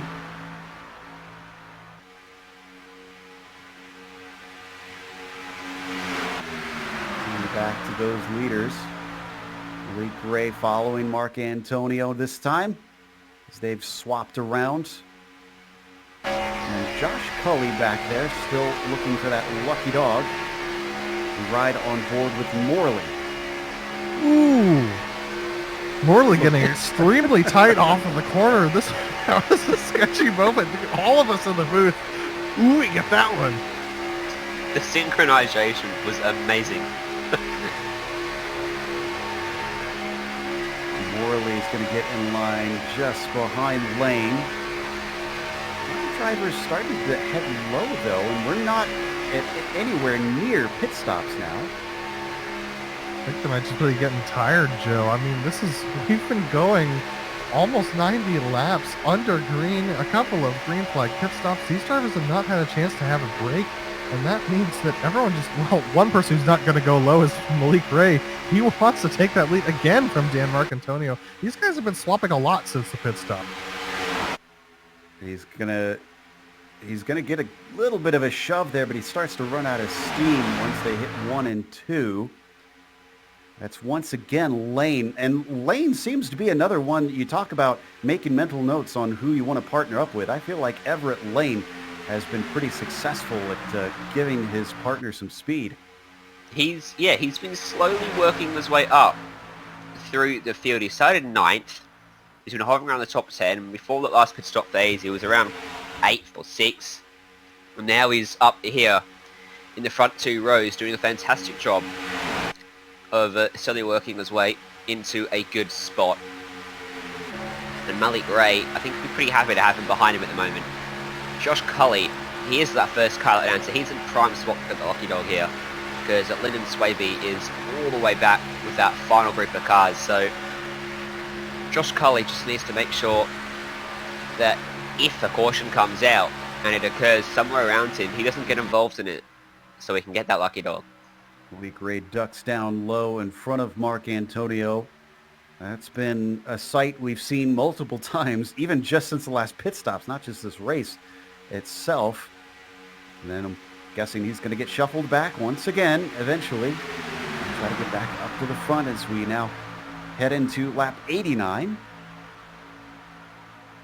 And I can report that the second pack, which is led by Wade Hayes and is quite long, they have all gotten single file, but the jig is up. They are losing significant time over the course of each lap. They're in big trouble now. They're going to be threatened to go a lap down. We're going to take a look at them as the unorthodox drivers are going to try and get in front and get something going here, but it might be too little too late, Ryan. You know, I'm a bit surprised, actually, because we have seen a couple of the teammates working together, such as Hill and Warling here for unorthodox, and then also just behind them we got Hayes and Corbin still close together. But in the past, we've seen entire teams try to collect together and be one big group. That's just I don't think we've really seen sight of that yet. Whoa. Up front, wow. Mark Antonio just pulled an incredibly sketchy move to get from the inside to the lead of the outside coming off the exit of turn 2. He had about a paper's width between his car and the right rear of Malik Ray, and also the front left of Everett Lane's machine. That was a little bit aggressive for lap 88, I will say, or lap 90.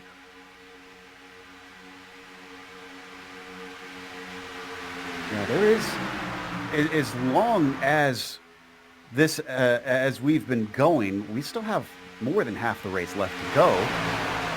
So drivers do still need to think about long-term implications about what they do. And watching through this front group now. Of course, that's the other thing that, you talk about the physical fatigue. There's also the mental fatigue that starts to come into play, especially the focus that's needed with this close of racing. Yeah, I would say that the 500 is the most mentally fatiguing race that these guys have on their calendar. It is a very difficult race, and along with that mental fatigue is why it's probably one of the main reasons why you see an increase in that weaving that's going on as Malik Ray drops back down once again to take the first spot away from Dan Marcantonio. So we're seeing quite a bit of this, but yeah, I think this is one of the most mentally challenging races that you can do. Just, it's one of the hardest things to do, to just sit behind another car at 180, 190 miles an hour, just nose to tail, a couple feet separating you, and trying to hold on to that and hold your lane for 500 miles. That's a lot of work mentally. Another switch around there up at the front. That's Mark Antonio trying to get himself another little shove to demote Malik Ray. These two have been playing leapfrog. Oh. And I'll tell you what, he was almost clear. Mark Antonio is just being a little bit aggressive right now, isn't he? It seems that he wants to lead the race, but in doing so, he's making some sketchy moves.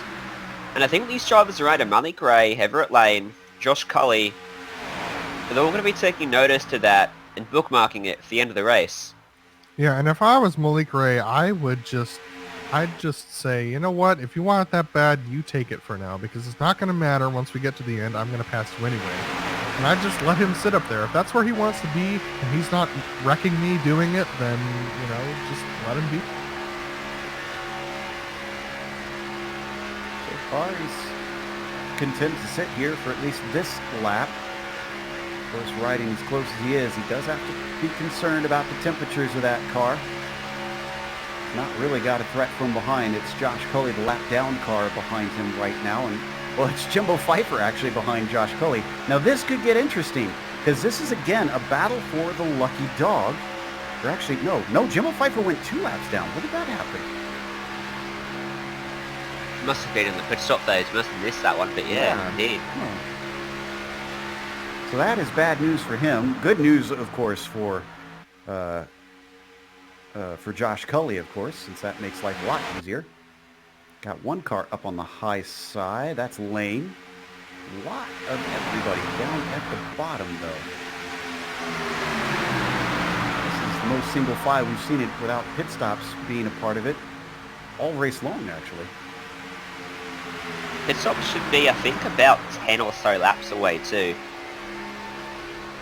Yeah, I'm looking at the stint numbers here on my timing and scoring, and I agree. It's got about 10 to 13 more based on those who seem to have gone long last time. Getting on board with one of our kinetic cars.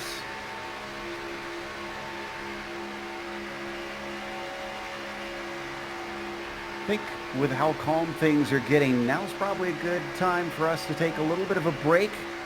Drivers have been mean and green ever since the start, so stick around because there's still plenty to go left here on the Global Sim Racing channel of the Majors Daytona 500 2020 edition.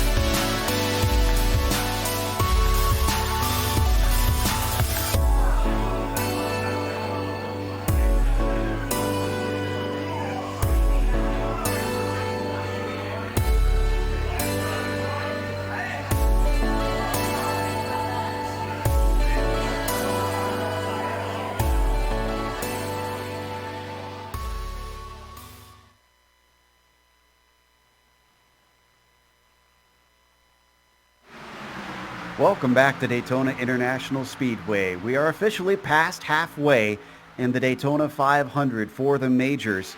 And it's Dan Marcantonio who's been leading Malik Ray pretty consistently. It's mostly single file up here at the front, but we are split into 3 specific groups out here on the track ever since our second set of pit stops. Third set of pit stops are quickly coming up as we are 30 laps into the stint for many of our drivers. And it seems like they don't have to worry about getting down to the low line, at least for now, because pretty much everybody at the front group is already in that low line. Heading back to that second group to take a glance and see what's going on. They've got Bueller leading them. One of those drivers that's probably a little bit disappointed to be stuck back here because he was up at the front for the first 70 laps or so, practically leading the way for a chunk of it. Now he's back there with Hayes, Corbin, Waring, Hall, Thunhorst, Kalisto, all in here. And fascinatingly enough, the third pack that used to be 10 seconds back of these guys is now only 5 seconds back, so they've gotten all single file. We're leading with DJ Lyon here, and they're actually making it up to that second pack. So that second pack not only is losing time to the front pack, but they're also getting caught up by this pack as well, and they're all probably going to get lapped here after these pit stops if it continues on the same way it does without a caution. Well, I mean, you'd have to expect that DJ knows how to get everybody to march to the beat, but the 56 is still on the lead lap, and he doesn't want to lose that, so hopefully he can manage to catch up to that group and maybe get them to do the same. Up on the high side of this front group, the one driver that isn't interested in getting in line with everybody else is Everett Lane. The 652, I really can't tell if it's just he can't find an opening or he intentionally wants to be up top. He hasn't dropped back, mind you, so he's been making it work rather. But for some reason, he's the only one essentially who's been up there ever since everybody else abandoned it. Of course, Michael Morley is behind him right now, but he's only just joined him. Yeah, I mean, he's honest. Go ahead, He's not Ryan. exactly losing a chunk of time here. He's doing a pretty good job up there, and being up there too, it means he doesn't really have to work on letting the car breathe, getting it out from behind the car in front. He's got plenty of air going into that, and he can just sit there and just study how those top 3 are driving too, how well they're holding their lanes, how hard they're pushing, and he's probably learning a bit up there too, learning how long you can stick by yourself on the high line. Of course, you can come down and side draft and get a little bit of the slipstream of those guys on the inside and try to pull yourself along a bit that way as well. So, I mean, it is a little strange to see, but I'm sure he's got his reasons for it. And on lap 106, I mean, why not? You've got really nothing to lose at this stage. And now, in fact, he's going to get a good push on Malcolm Morley, and he might actually push him up to the lead here. Yeah, my only concern, Ryan, would be about fuel, but with everyone having to pit with, with people who they are racing with, I guess fuel probably isn't that much of an issue because you're going to have to go with the big pack anyway. But it's possible that the guys who can go the longest, we've seen them pull gaps on these other packs before. So we actually have some people in the pits right now. That's the DJ Lyon group that has decided to go into the pits. So they're the first in, and it looks like they're going to be there alone for quite a while, so they're getting lapped right now. Oh, and Marcus Tracy missed his pit. He had to go straight through. Actually almost lost it on the way out. The Dog Bear driver spun his wheels trying to get it back up to speed. Let's watch a replay here. I thought we might have a caution from this one. He saved it. We've got the replay coming up on screen now. You can see he's already out to the cones. And then he gooses it, but on old tires, that was a big no-no. That's so scary. That is one of the most terrifying things in a stock car is to have that happen to you. Oh, the lead pack's coming in. Oh, some of them are coming in way too hot here. Malik Ray. Oh, he may have just done it in time. He was really locking them up. He might get a speeding penalty, though. I mean, at this point, can we really question it? He hasn't gotten one today, and every single time it's looked sketchy. So I think if Malik Ray gets a speeding penalty, it'll be a miracle. He was about 10 over at the cones. I went back and checked this one real quick just to see. So There I is a don't know. grace period you can have. Yep, you're right. He made it. Malik's going to return in the lead with a gap over Mark Antonio. Everett Lane with them. Josh Cully still desperately wanting that lead back. A couple It's more like people from the lead came in, but Morley and not that Fighting. many. Medeiros also among them, so 2 of those are a lap down. Something to watch out for too, and I haven't really seen anybody failing to do this. As And Morley's all the got unorthodox damage. drivers are coming in from that second pack now. We've got Kevin Hill, Brian Barnes, Ryan Bueller, Andrew Waring. They're all into the pits now. You need to watch for drivers that they stay up on the right side of the pit lane until they get close to their pit stall. They have been instructed not to hover down to the inside. And who is that missed their stall big time? Oh, Tony, Oh no! he's still Blake trying. Reynolds is losing the car coming into the pits. He might have had the speed he got run into the back of him as he was coming in. Did he actually get run into? No, Watch just a it. little bit of air, but man, he was locked up entirely. He did get it slowed down, but wow, that was close. Yeah, I checked, and also another one that made it at about 60 miles an hour just as he crossed the line. So far, so good on his pit stop. Yep, The he's in entire- and out, so Yeah, and Joe, the entire second pack has come in now, led by Wade Hayes, so they're in the pits. So that leaves about 10 drivers who have yet to pit. which are coming in now. At least most of them: LaHerbier, Sam Roush, Driscoll, Warling, all in together. Only 3 left that need to take a stop.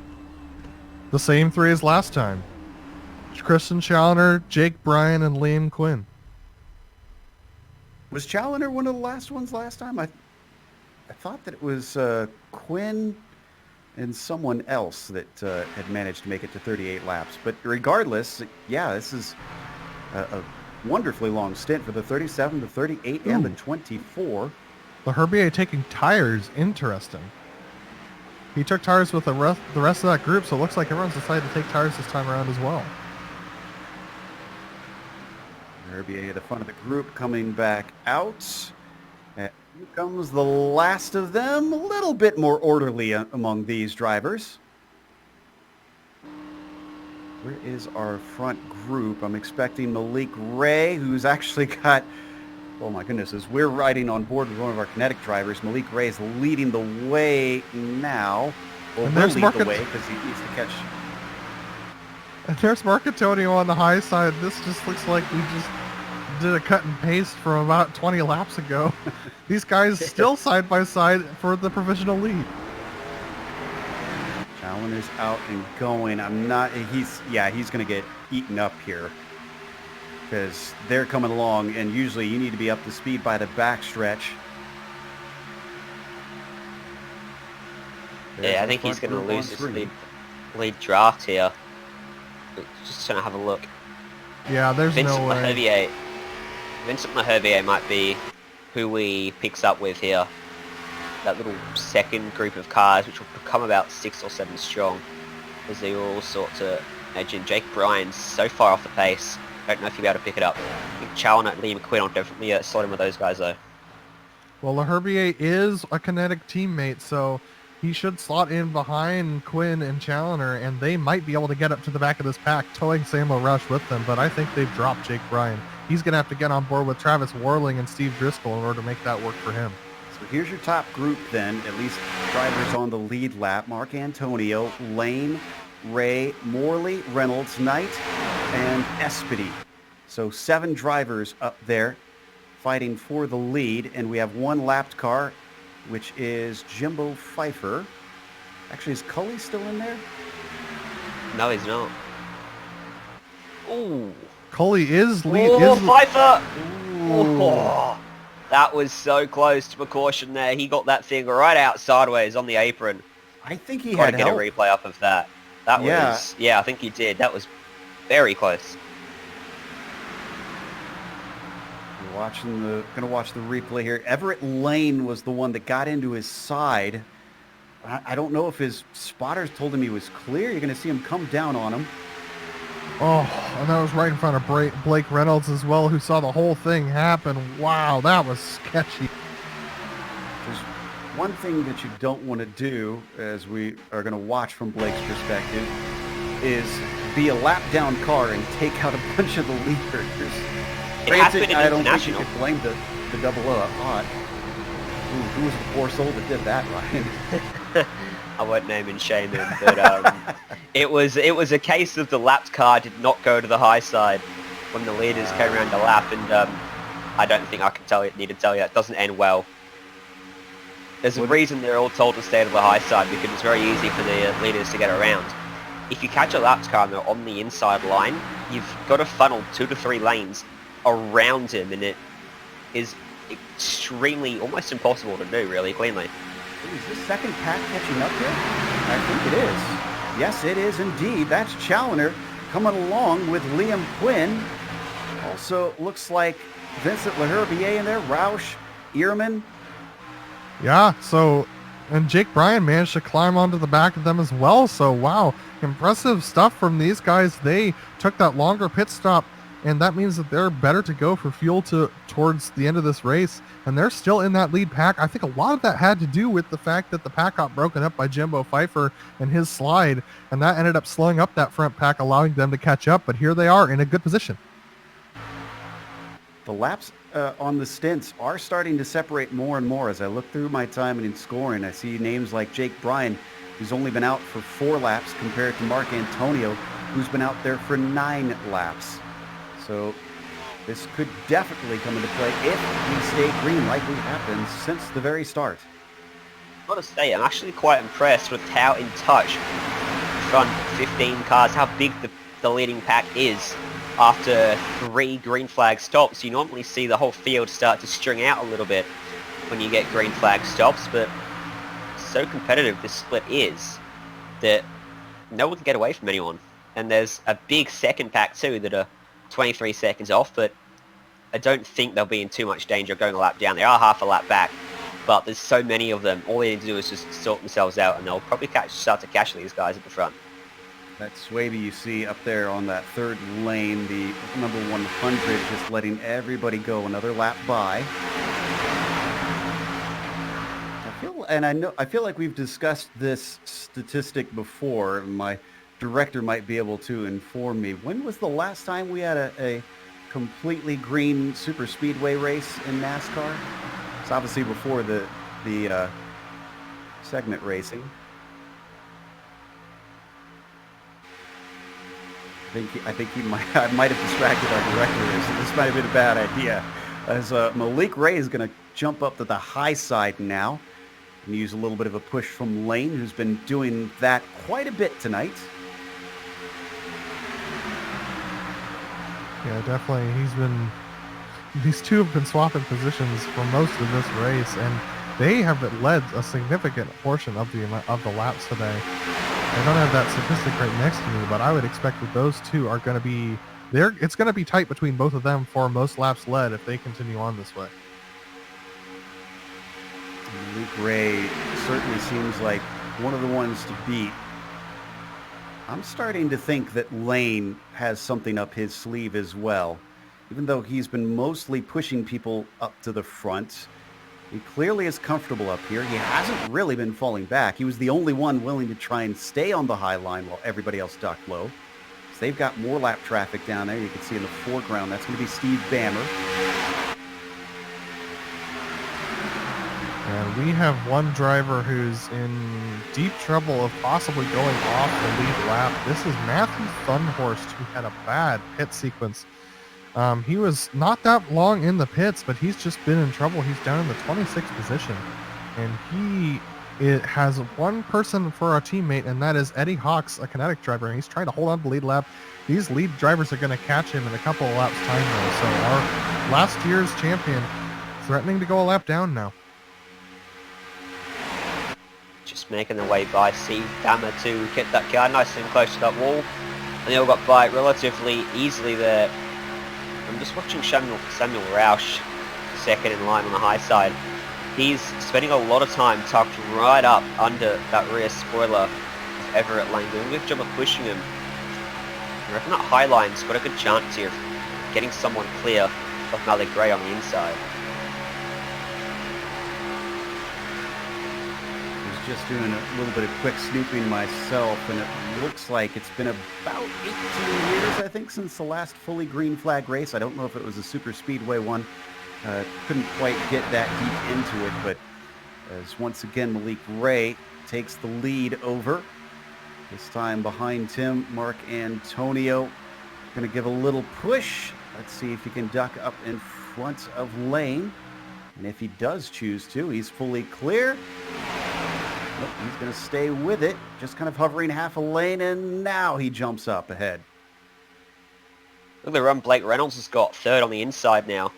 Give a big shot to the back of Michael Morley, which is going to really help Malik Ray try to hold on to the lead of the race here. Blake Reynolds finding his way back up after once again dropping towards the rear of the lead pack and not having many issues getting back to the leading couple of cars, is he?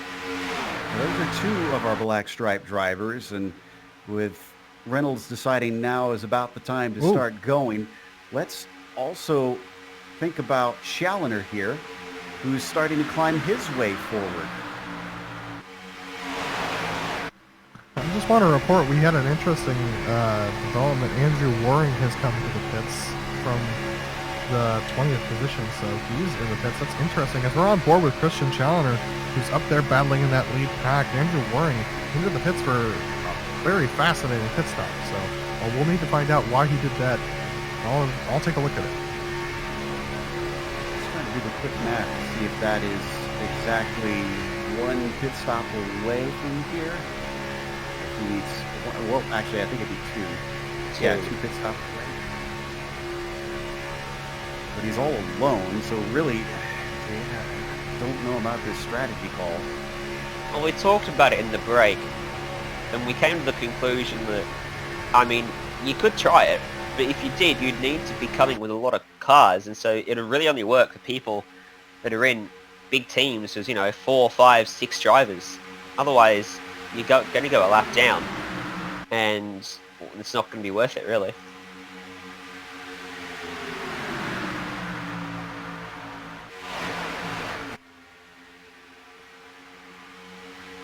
Still too wide for much of this top pack. With Mark Antonio temporarily our leader. Take your pick on whether it's him or Malik Ray up at the front on any given point in this race. The gap, our first gap really here in this group, goes from 14th to 15th. Steve Driscoll riding in that 14th position in the 51. DJ Lyon, who we were talking about being in the very back pack before, is now leading the second pack. Yeah, so he's climbed his way back up forward, and he's joined that second pack. It's really just 2 packs now. But that second pack, once again, still side by side, so they're not gaining much time. In fact, they've lost even more time over the course of this run, so they're in deep trouble if they don't get a caution this race. Yeah, you're not lying on that one. 125 laps in. We're getting close to 3/4 of the way now as we ride on board with Lane.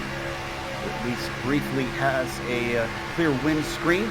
That's going to go away right away because there goes Malik Ray, and actually a big bobble there from Lane. Oh boy, this is getting a little bit tense up front. Everything's getting a little bit too squirrely for my taste. If I was one of those drivers up there that's been riding around that lead pack, I'd start thinking about, man, is there a way for me to get back? Because if things are fixing for a wreck up front, you want to get back as soon as possible. So as they fly down the super stretch, top 3 start to pull a little bit of a gap. Mark Antonio with Morley now back there, pushing Malik Ray at the nose of the trio. And Blake Reynolds now coming up behind them in that number 3 car. Someone ducking down low pretty late. That actually might have been Challoner. You know, good news about them approaching this three-quarter mark. Once they get past three-quarters of the race, everybody gets scored. So that is good news. If you don't get the three-quarters of the race, you only gain 10 points, which, for reference, these pro drivers can gain 500 points for 50th place in a single class event like this one. So 10 points is not a lot. So all these drivers were hoping to make it to the 75% mark today, and they for sure are going to do that. This will get you the spider ring from Chuck E. Cheese, I suppose. You ride on board with Christian Challoner back here in ninth. He's currently riding just behind Daniel Knight there in the number 94 that we see just ahead. Back has actually been quite a bit calmer than the front of this group, it seems, lately. Was that a little... Did Knight get the apron a little bit there? Just glanced at the screen. It almost looked like he wobbled. Malik Ray, very tight move to that high line. Right there in front of Everett Lane. And should work for him here. And Will takes that inside line. Did that perfectly. He knew that run was there. He knew he just about had the room to get up there. And he was on that high line for all of about 5 or 6 seconds. Oh boy. Mark Antonio almost coming straight up into the door of Everett Lane. We were wondering about that weird strategy before. Well, if you wanted to go backwards to the end, now is about the time you would try and do that. Because we're a little more than 70 laps to the finish. Yeah, it sure doesn't look like anyone's got that as an idea. Still, it's too wide battling, and there's Giant Mark Antonio going to the high side again, going to the lead again, and is going to drop down again. So a lot of rinse and repeat. But look at this. Now we have Everett Lane up there on that high side getting pushed to the lead. So Dan might have gone down a little bit too early. And there's one driver, Jimbo Pfeiffer, looks like is going to try to square it off and get to the end of the race. He just pulled into the pits. Laps down though, so I think he's got nothing to lose to pull something weird here. I was surprised that Lane didn't dive down low and follow Mark Antonio onto that bottom line, because he was fully clear. That's just how much speed they had that time through. Just feels as if it's all taken it feels as everything's been taken up a notch here. Yeah. I was going to say, drivers are just being a little bit more frenetic out there. The tension is increasing. I can even feel it up here. It's something feels like it's got to happen eventually. We've been going green for a long time, but the moves are getting a little bit closer, and some of the drivers' cars don't seem to be handling quite as well either. That's Jimbo Pfeiffer they're going by on the bottom side there. And I mean, Joe, no wonder these drivers have been going an hour and 45 minutes. That's well over, that's just about 140 minutes. But an hour and 45 minutes of driving straight with green flag pit stops and everything, I mean, they've got to be tired. They've got to be exhausted, not just physically, but especially mentally with the amount of side-by-side racing we've been doing, and especially those guys who've been battling at the front all day. To talk about in terms of hundreds, we're past 300 miles at this point. And that's been going straight green the whole way. There's another push for Malik Ray. Does he try and take it here in turn one? No, he's not quite there now. The 870 comes right back past him.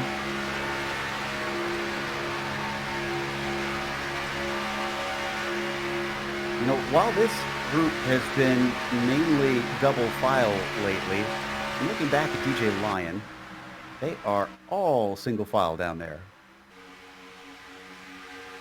Yeah, they are. They're very single file, and they're trying to get back up to that lead pack, but that lead pack is only like 17 seconds behind them, so they're in big trouble right now, and they're not gaining time.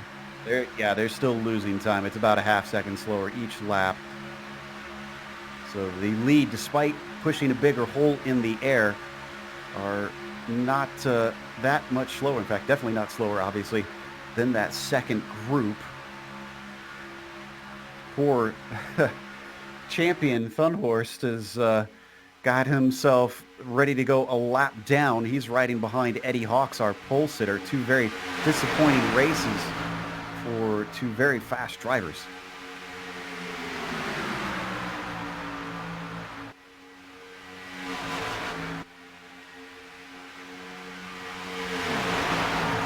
See that second group working their way onto the backstretch just as the front group comes across the line.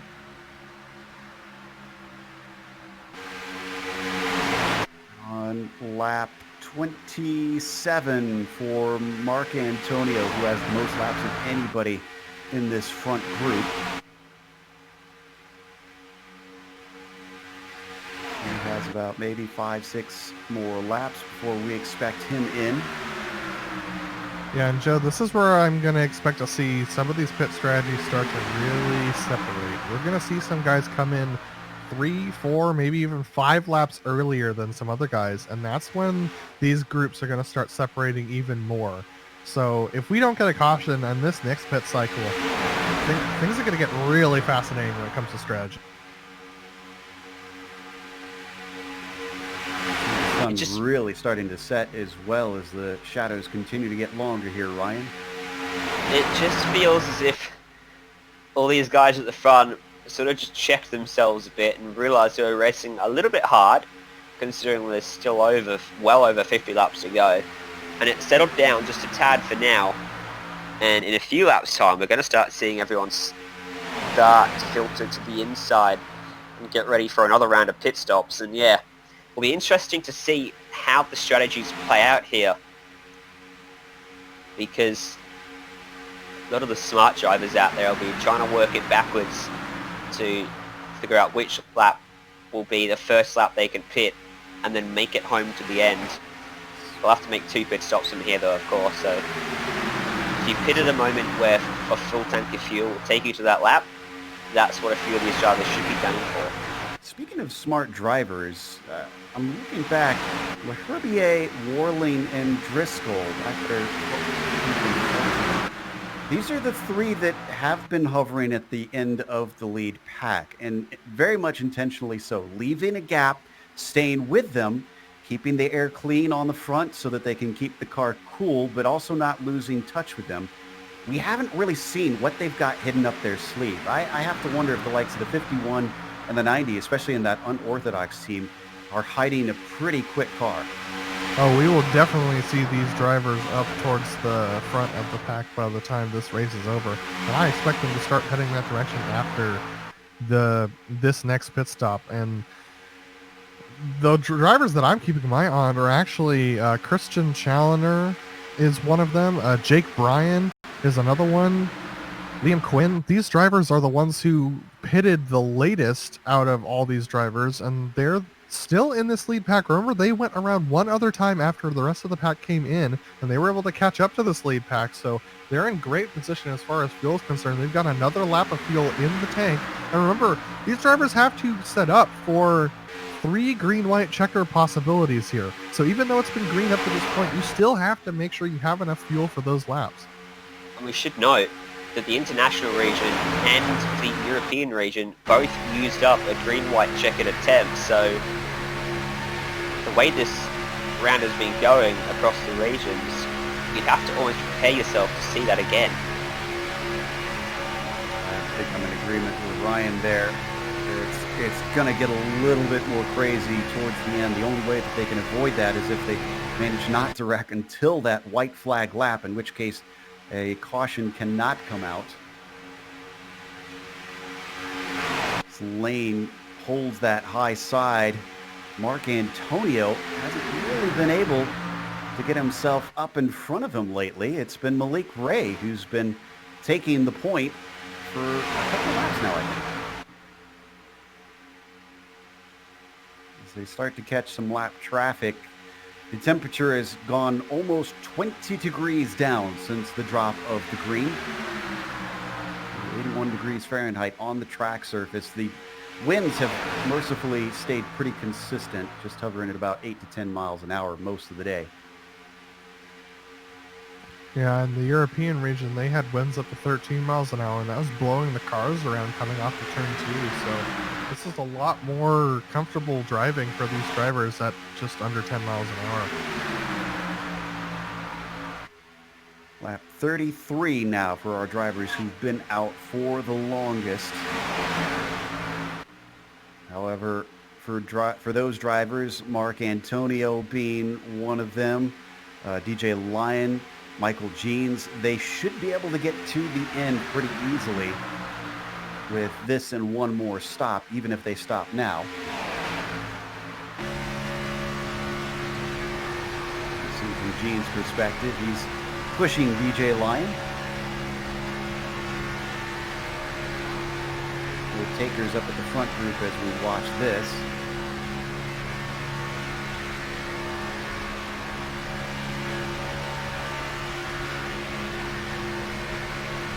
Yeah, so it should be about time for these pit stops, as you were saying, Joe. It's going to be very challenging for these drivers. These drivers in the back are the ones who have gone the longest, so they're going to be the ones who are going to be pitting first, and here we go.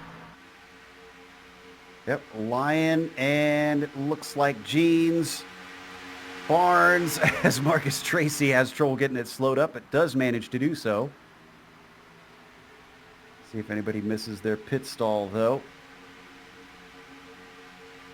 So far, so good. Everybody in. And none of the lead pack cars have come in, so they're all staying out. So this is Lyon and Jeans striking out on their own here. Just saw too Eddie Hawks and Michael Thornhurst getting lapped by that lead group, and they'll try to slot in to the rear end of that group and try to stay in a lucky dog position. Well, they're going to have to fight it out between them for who gets it. Yeah, Hall currently is the one that holds it in the number 10 machine. He's in the midst of that pack there. You can see him smack dab in there. Anybody electing to come down in this front group? Nope. This is all people going long. And then we have the lap car of Steve Bammer who's coming into the pits, but we only have 21 cars on the lead lap, and this is even without having any cautions, so the pace here is quite high. Certainly going to be a pretty fast race that they'll be running as they see the leaders coming down the backstretch. I'm watching that second group once again, see if they get anybody else, but they do not. So once that is proving to be a very, very early stop for Lyon and Jeans. And here we go. We got some takers. Malik Ray taking it in as hot as possible, as he's become known to do. Looks like he's good coming in. Lane is in there. Mark Antonio. Cully pits. Josh Medeiros. Cully and Medeiros still lap down vehicles. It's a group of 5. That's not that big of a group. They're going to have to hope that they get swallowed up by another group when they come out. Otherwise, they're going to be at risk of going a lap down here or losing a lot of time. Although a group of 5, you would think maybe it'd be easier for them to sort themselves out and get into a very...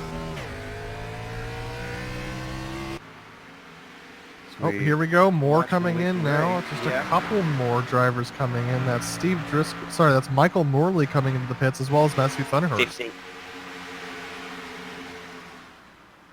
Yeah, that's mostly lap cars. The only car in the lead lap in that group is Morley, but at least he does have friends to go with him. So we watch from on board the Plains driver taking his service.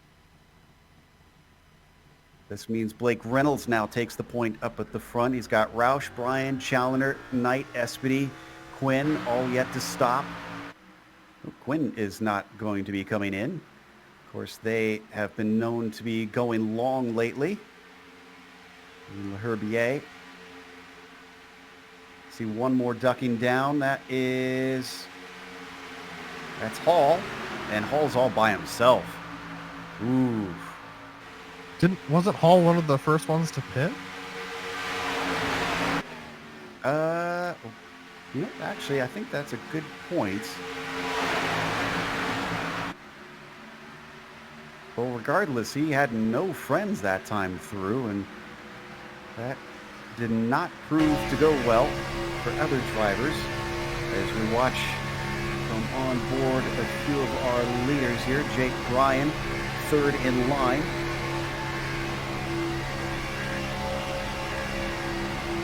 that pack of Malik Ray, Dan Marcantonio, Josh Cully, Everett Lane, they're working well together. None of them trying to go side by side. They're all just pushing each other and getting a pretty good speed up as well. So maybe watch out for these guys by the time the pit stop day cycles out.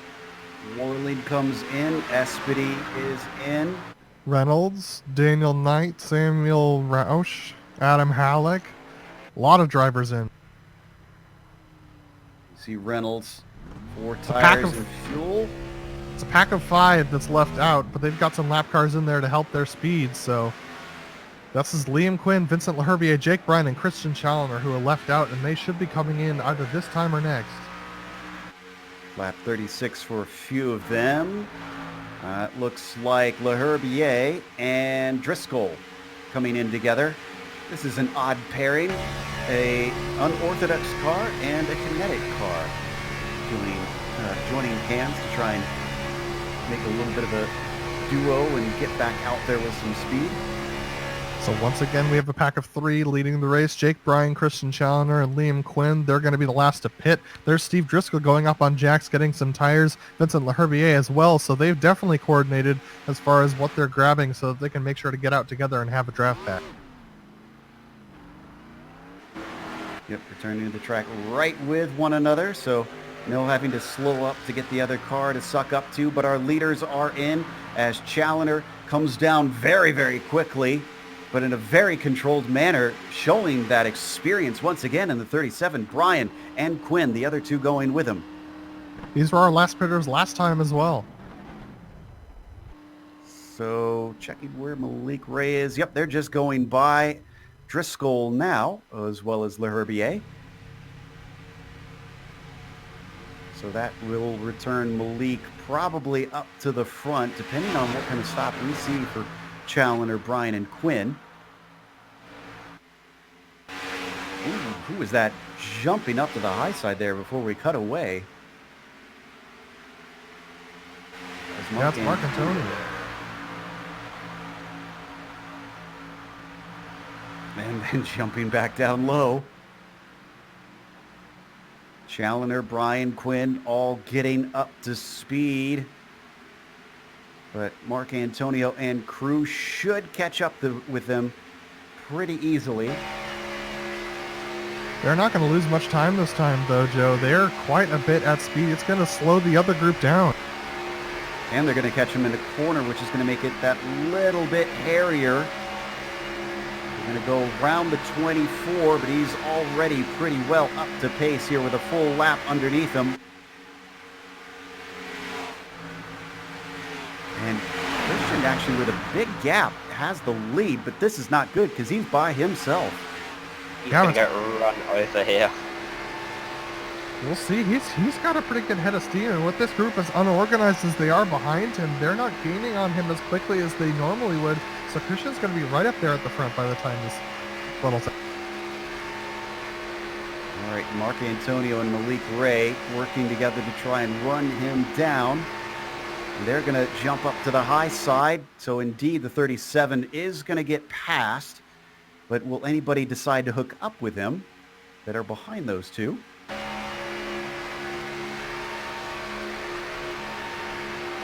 Bryan just behind in the 38. And he is not going to whoosh on by. He is going to hook up with the bumper and see if he can get that bottom line going. But they're joined by Marcantonio, who leaves Malik Ray out to dry.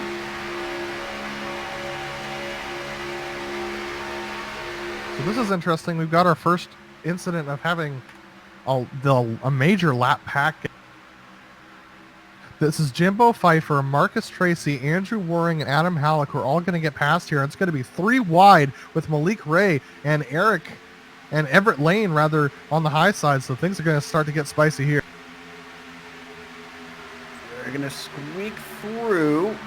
The tri-oval is usually the more difficult part, and it looks as though they've achieved it. So I think they're good. So how many of those lap cars, though, are going to try and cling to the back of this group?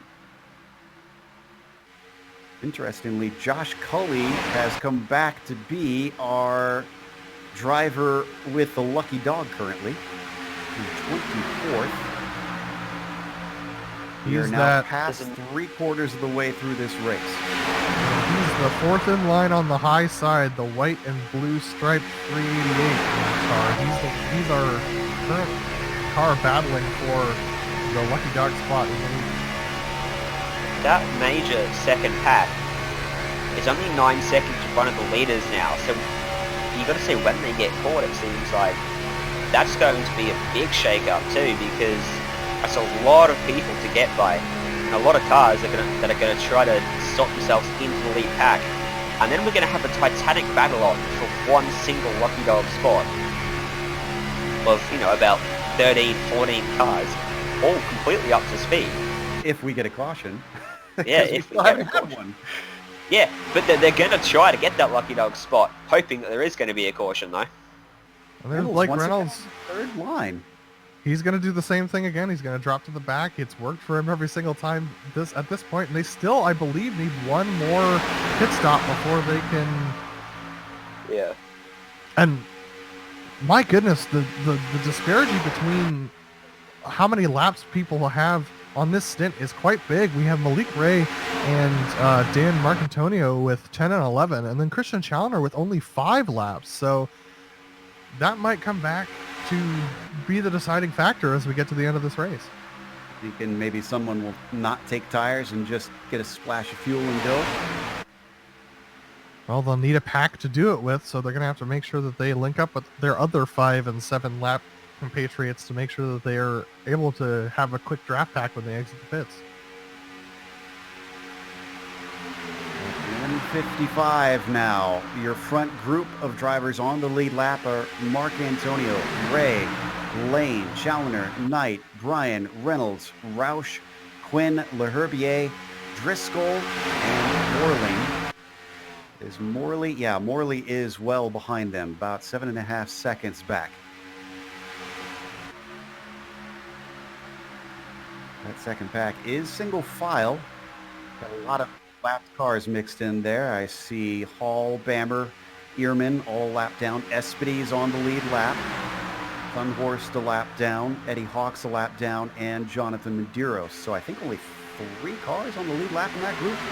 Right, and yeah, so Michael Morley is one of the cars who's fallen off, who's actually just ahead of this lead lap, this lead group. And Michael Morley, he was one of the ones who's challenging for the lead. He had a 16-second stop, and he's now 8-9 seconds back from the lead pack.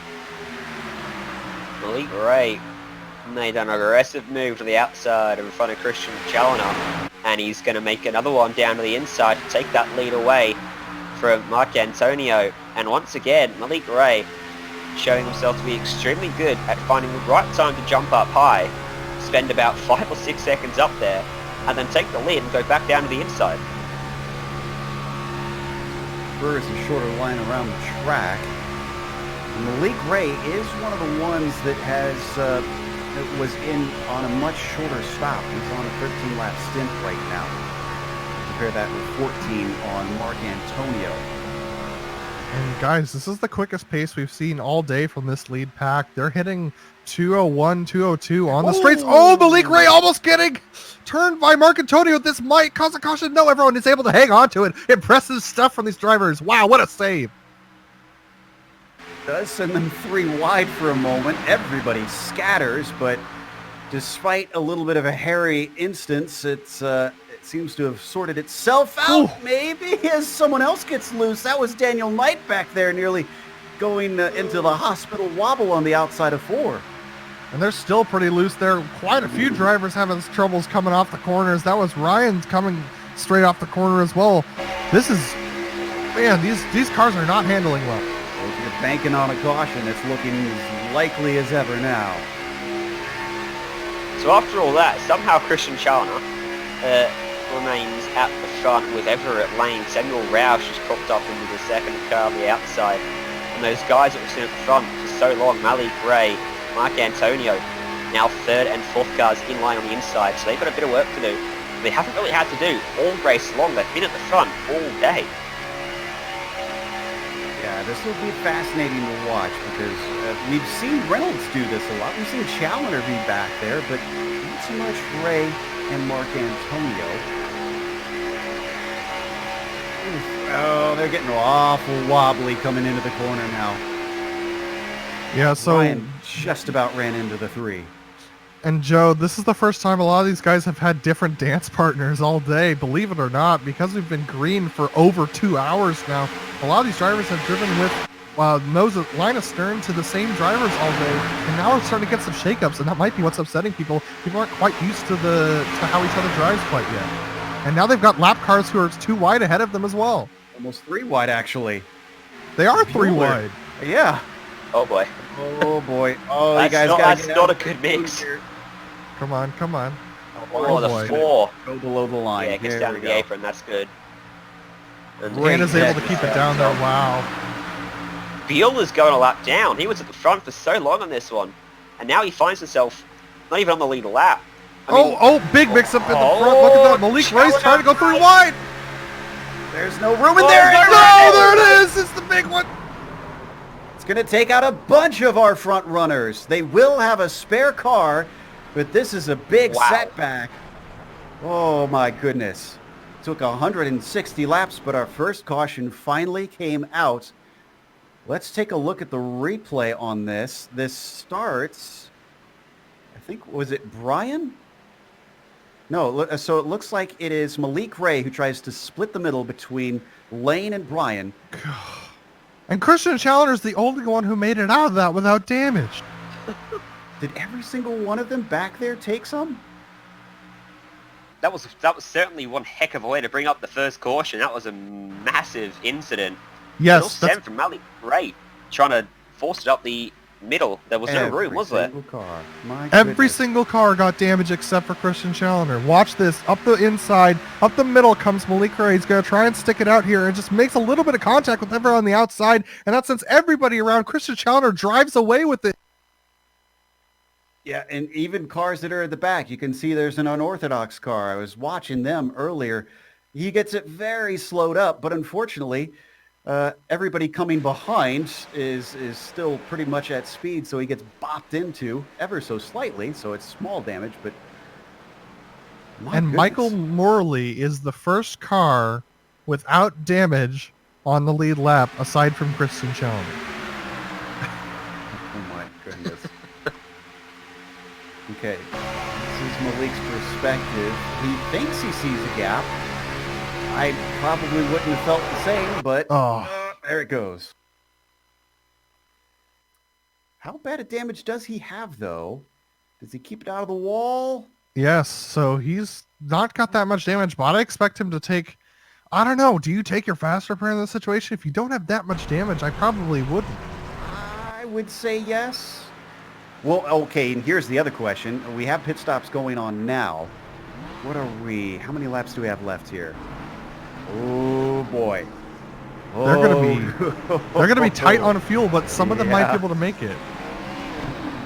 So this is gonna make it all the more interesting, because the question is, do you try to stretch that fuel, or you just to go all out in hopes that you can get to the get a splash and dash and then get to the end before those who try and stretch it? And Joe, Michael Jeans comes out of the pits in second position, and that's because he didn't end up stopping in his box. Michael Jeans was in that second pack, the back of that second pack, for a long time. You know, the other thing, before we head to break here real quick, maybe it's worth trying to take a very late stop, wait until the last lap of caution, come in, top off, and then come back out. But we'll find out if anybody takes that strategy as we take a quick break here on the Global Sim Racing channel. Stick around for the finale of the Majors Daytona 500.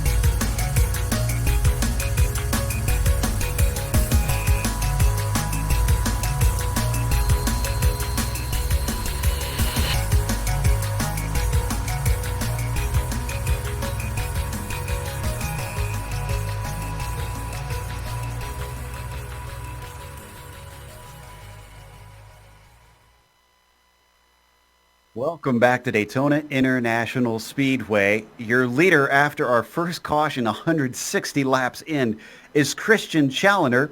Mark Antonio managed to come out in second with Everett Lane in third. But we went away from this talking about fuel, and, well, we were still talking about fuel before we came back because there's a lot of debate about how to go about this and how this is all going to shake out. As I know it says finishing on there, but we still have many more laps to go. We are on lap 164. We're going to get going green on lap 165. So the question is, who is going to be able to make it to the end on what will be a bit of a stretch on fuel? I think all of us now are expecting a couple of cautions before this one finishes. So I think that will open up a lot of drivers to stretch their field, but it's going to be interesting. All right, pace car is in. This gives control to Christian Challoner now. Green flag comes out as they start to accelerate away up on the high line. Lane actually going a little bit early there. In fact, he's got nobody to help behind him because it looks like Mark Antonio immediately comes down below and behind what has now effectively been one of his rivals there, Christian Challoner. Reynolds just behind him as well. How about Liam Quinn coming back into things? Mr. IndyCar finds himself potentially ready to take the win here in a stock car. We've gone from about 21 cars to 27 cars now on the lead lap. A few guys we think took a wave around. Matthew Thunhorst was the lucky dog. So those guys took the wave around. They'll be hoping for another caution here reasonably quickly so they can come down pit and stay on that lead lap. But this sets up a grandstand finish. If it stays green, fuel is going to be incredibly tight. Wow, look at that high line just fire away. Everett Lane jumps down low. I thought maybe Quinn would follow suit, but it looks like he didn't get the clear call. So Christian Challoner is going to pull up behind Lane now. This is the first time we've seen Lane do that. He usually just hangs out on that high side and pushes. Well, Joe, I think it's go time. It's time to get up there to the front. It's time to start battling for the lead. We only have about very few laps to go at this point, so we are very close to the end of this race. And even though these guys need to be saving fuel, they also need to be getting to that lead pack as quickly as possible. There were 34 laps to go. We got someone trying to make a third line work here. Malik That's Gray. Malik Gray. And a steam on him too. Who's that with him? Oh my goodness, he's making this run. work and then some. With only two cars, that is Tony Ball. So Tony Ball, who is on the lead lap, is going to follow him through. Are they both going to clear and go all the way down? Yes, indeed they Holy are. cow! That's incredible. Well, that makes me nervous if I'm further back in the pack because that means everyone's going to be trying that for the rest of the race. The gauntlet is on the ground now. Those two have shown everybody else how it's done. Who's going to watch that and decide, well, if it worked for them, it'll work for me? They got more lap traffic coming up. That's Ryan Bueller going another lap down. Just pulling off to the high side. Hopefully we don't get any three wide now. And actually we do. Who is that back there in one of the kinetic cars? They can't really go four wide here. Somebody's going to have to give way. The back straight. Luckily, they're the not. only person on the track you can go 4 wide, but it's still sketchy on entry Contact. the corner. Oh, how have they managed to escape that? Well, it's the poor 07 that came out the worst of it. He smacked the wall. He got a little bit of damage, but again, he's already a lap down, so it's sort of a moot point at this point for him. Single file mostly up at the front while we were watching that. Ray, Ball, Lane, Challoner, Mark Antonio all in a line there. You think this has to do with fuel saving, Ryan? Or is everyone just trying to save a little bit because they know they can make it to the end if they don't get another caution now? It's tough. You've got to play that game between getting yourself in the right spot and saving fuel. And they've probably only got to save him in 1 to 2 laps, if that. I mean, if a caution comes out, it negates the whole thing because you'll save it there. If we stay green, the guy to the front, Everett Lane, Malik Ray now, is going to be in a little bit of trouble. Guys like Christian Challoner, Mark Antonio, they're all back in the pack. They'll be pretty good on fuel. but there's guys at the front. Leading the lines are going to hurt. Samuel Roush too now leading that second line, which suddenly found an absolute turn of speed there. Yeah, Roush is doing exactly what we saw with both Ray and Ball there. Except instead of on the third line, they're in the second one. But instead of Roush, they're now going to be pushing Lane instead. This is going to promote potentially Challoner, who could become the third in line on the bottom line. As long as he can close that gap, if Roush doesn't want to take it, Roush can't quite find a spot in there. So sucking up to the back of Ball, the 37 now finds himself a little bit higher up. I don't know what Tony Ball has done with his tape, but he's pushing Malik Ray very strongly, staying right in his tire tracks. And I got to think that that engine's got to be hot, but if he's pulled away a lot of his tape, it's possible that he's just able to ride right there behind Malik and not have a problem. So far, so good. Could be that maybe he's not even interested in the win here. I mean, he pushed Malik Ray. Maybe he's working with him.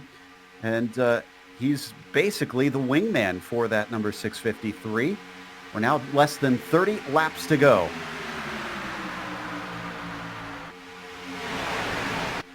A little bit more calm in turn 3 this time with the front group, as the double file line has gotten quite orderly, actually. Trying to figure out where this top group ends. And Joe, you might be right about Tony Ball not being in it for the win, because Tony Ball is actually one of our new drivers. He's one of the drivers who's are in their first race at the majors, so he doesn't really have skin in the game yet. So it's possible that he's just in it for the fun and is pushing Malik Ray to the win. Looks like all of our 26 drivers on the lead lap are in this group. Steve Bammer is the last of them just hanging out.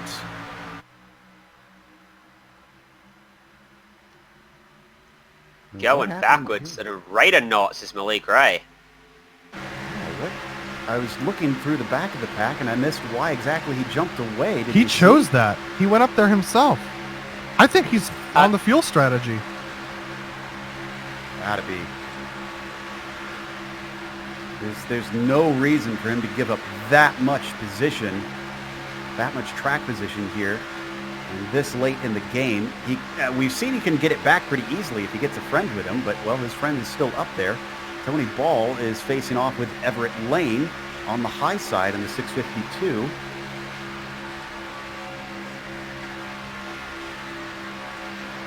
Well, this definitely makes things interesting, Joe. People on fuel strategy, people battling for the lead. I mean, like, it's still pretty controlled up there. And look, we have another car doing it.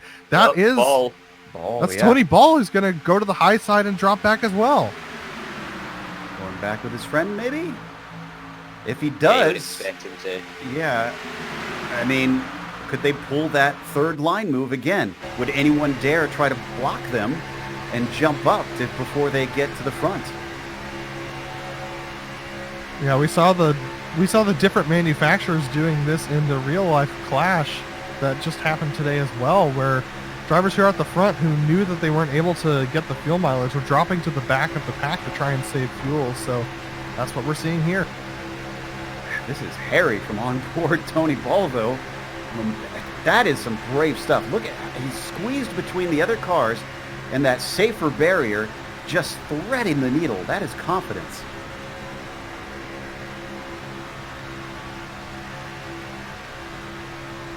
All right, so now that's Lane and Roush up at the front instead, and Christian Challoner is now second in line. And how about this? Jake Bryan. You talk about a dark horse. We really haven't been paying that close attention to Bryan all that much. He's been there and thereabouts, but I don't think he's been getting the fanfare we've been giving to some of the other big drivers. What about Michael James? He hasn't really been there all race. He's now up there in 8th place, so he's in a pretty decent spot as well. There's a few drivers that caution's brought into play. Liam Quinn was a lap down, wasn't he, at one point? I believe he's in 9th now. Right. And you know, I talked about Steve Driscoll in the 51, keeping an eye out for him. He's up in 11th. He's now with the line. He's not hanging back like you saw before. I think it's go time for the UDOX driver as well.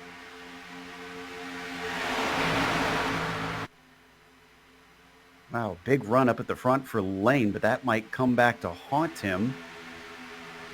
Wonder if those behind will get a launch and be able to really put him down. And look at Christian. He's in no rush to get up there and catch up to Lane. He's just chilling there right in the nice little buffer in front of Mark Antonio. And he's just letting Lane hang out there out front at full throttle while he continues to coast a little bit. So this is great fuel mileage play from Christian. Right on board with Christian Challoner, our European champion. And here they come again up on the high side. Now this is, and this is actually Driscoll working with, I'm trying to figure out who that is. Is that Morley? That's Morley. Yeah. Monkey see, monkey do. They're bringing along a few friends. Long way back. And it's worked too. Michael James going there too with a head of steam on the back of the 51. And suddenly they're 3 wide, 4 or 5 deep. Driscoll leading that highest possible line as Morley ducks down into the middle. One of our kinetic drivers in there, Wade Hayes. Oh, that's close. We're going to have an accident there. This is how hard 3 wide is to hold. It's hard to do in real life. It's even harder to do in the sim because you don't feel what the car's doing underneath you. And when you're 3 wide like this, you're getting buffeted by a bunch of air. Your line is changing all the time, and they are getting real squirrely up there at the front. There's very little organization between those lines now, and I see a couple drivers trying to drop back. The 54 actually had a little contact back there. That is Scott Corbin, who got a shove from the 10 of David Hall. Thankfully, nothing came of that, but this front group trying to peel it back into 2 lines, since this has gotten a little out of hand.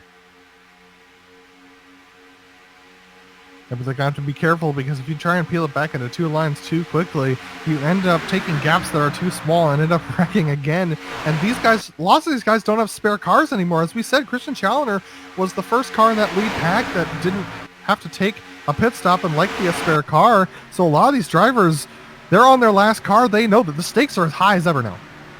We're going to be 20 laps to go soon. Jeans is still trying to make that high line work with Hayes pushing him. They lost their 3rd car in line. That was Cully, who's back on the lead lap, by the way. I don't know if did we mention that? Wade Hayes nearly getting into the wall there out of 4. And everyone who has been riding at the back is starting to sneak their way forward. We're starting to see all these drivers at the back, the unorthodox drivers, Malik Ray, Matthew Thunhorse, they're all starting to sneak up there in the background. Yeah, like Ryan said, Knight now coming up high, but he gets abandoned pretty quickly. Jeans comes down into the 2nd line. Oh, we got a car down low, and he gets down below the yellow line. Good call there. Well, that's good, because F3 wide, there's nowhere for them to go other than the apron. If you try to stay high, you're going to end up 4 wide in the corner. And as they all condense trying to make that work, it will cause a crash, I think probably 10 times out of 10. Cully almost got pushed into the left rear of Wally down that back straight. Got a very decent shove from Michael Jeans. And you've got to be careful when you're pushing someone who's got a car in front of them, because if you do, and they're not lined up perfectly with the guy in front of them, it's going to cause some dramas. So you've got to think, more than just a car in front of you. You've got to think 2, 3 cars in front to see how your push is going to affect the line. Yeah, and we saw that during the real-life clash as well, with Chase Elliott getting into the back of one of the cars ahead of him. So a lot of these drivers are having that trouble as well. So this is amazing. This is just fantastic racecraft from everybody. We've got even more lap cars coming across. The unorthodox Mustang of Driscoll there, who we see a face full of behind Morley. Those lap down cars going to stay up high. Finally, the 2 wide situation here with the front pack going to make that a little bit easier. Cully now goes to the lead as he got a shove from Jeans and steps in front of Morley.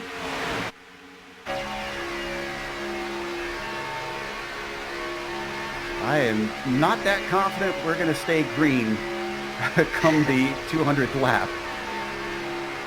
But that being said, what amazing racecraft from all these drivers to keep it green as long as they did, and to continue to keep it green even with these lap cars as causing us a little bit of trouble. And we have some cars going into the pits right now. Uh-oh. Some people think they can make it here. Fun Horse is into the pits along with Jonathan Medeiros and Eddie Hawk. Down cars. The guys that pitted, the guys that got the wave around are going to have to pit. They got the wave around to get themselves in the lead lap, hoping for another caution. It hasn't come, and they're going to need to pit because their fuel window would have been running out. So we're still up here with the front. Cully up at the point with Jeans to his high side. So we got Barnes and Pfeiffer as well as Swaby up in front of them. But Swaby's slow, and those two behind him are catching quickly, so hopefully they don't pack into one another here, as I think Pfeiffer bounced off the wall even there. David K. Hall, another lap driver going into the pits, so all the lap drivers are going to be peeling out of this if they took the wave around. So as we're seeing them try and go by these lap cars, man, the lap car in the back is really hitting the wall hard. I believe that was Brian Barnes who was hitting the wall there, so it's really hard to hold that third lineup. And then we got cars coming out of the pits in front of the pack as well. And they're going to have to stay low. One of the UDOX cars getting out of the way, not wanting to cause another big one here.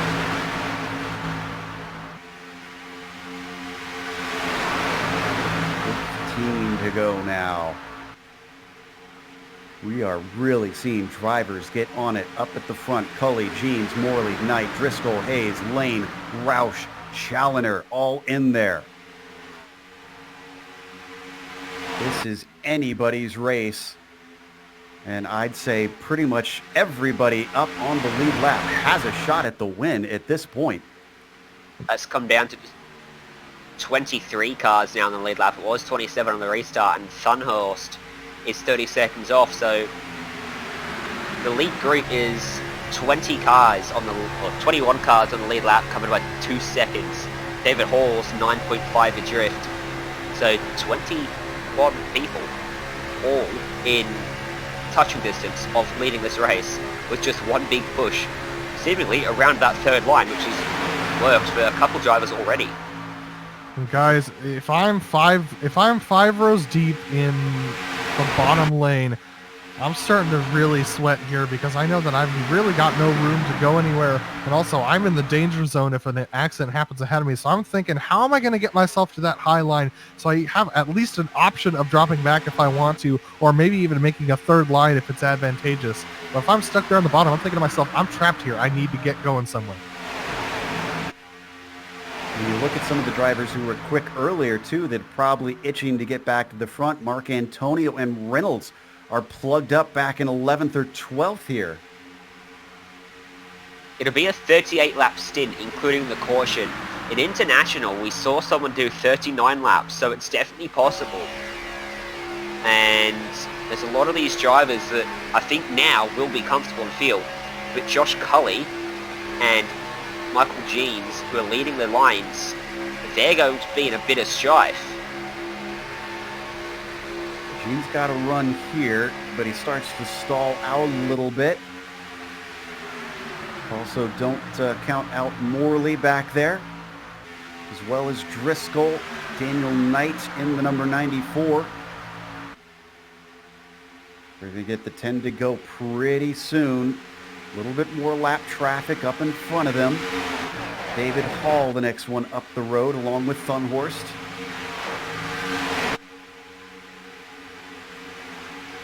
Hall's going to get up to the high side as they start to catch him here through turns 1 and 2.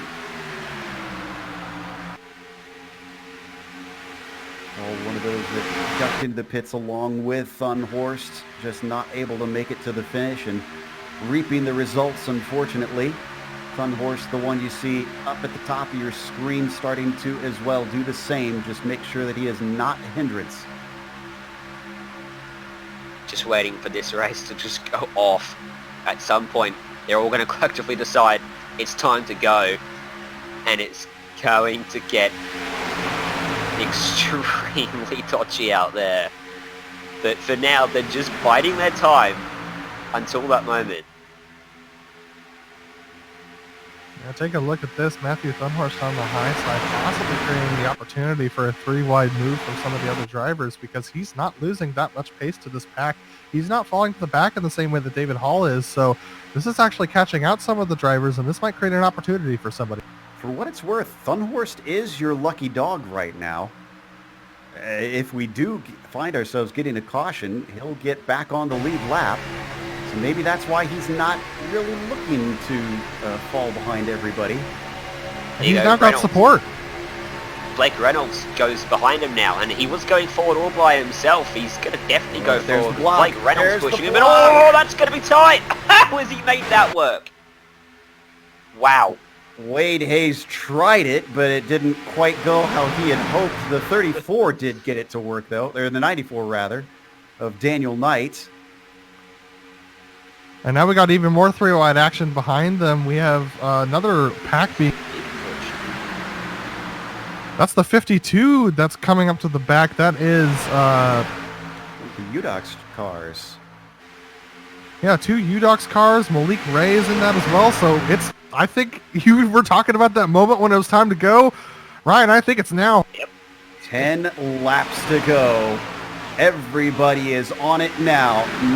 Nobody is holding anything back.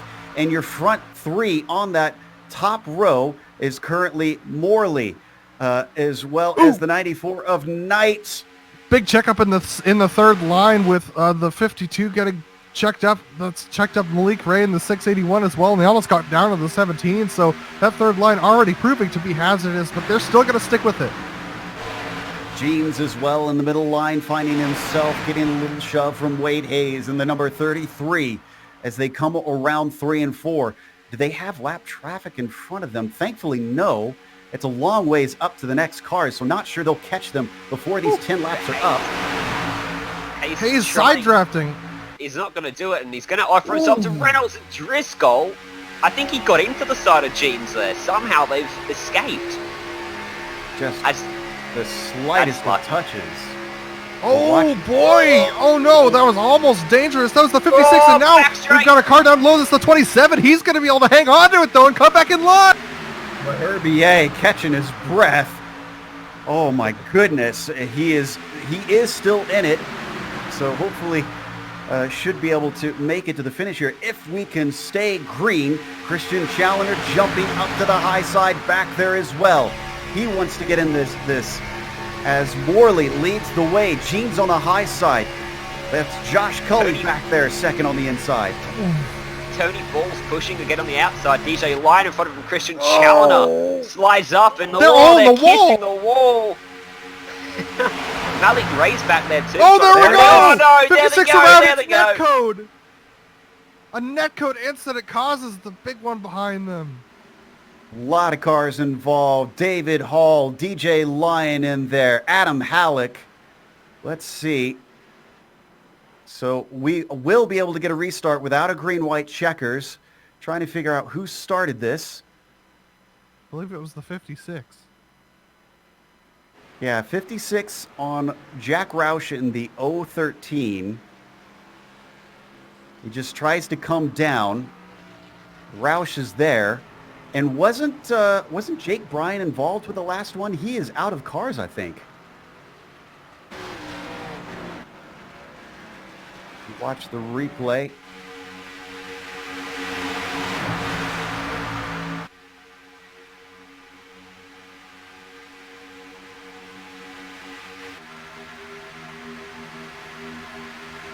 Take a look here. It's just going to be the 56 on the high side. It looks like just a little bit of contact there with the inside car, and it just ended up sending him around like a top. We're going to watch Roush's view here since he was in the thick of it. Trying to see if anybody made a miraculous escape as well while we watch this replay.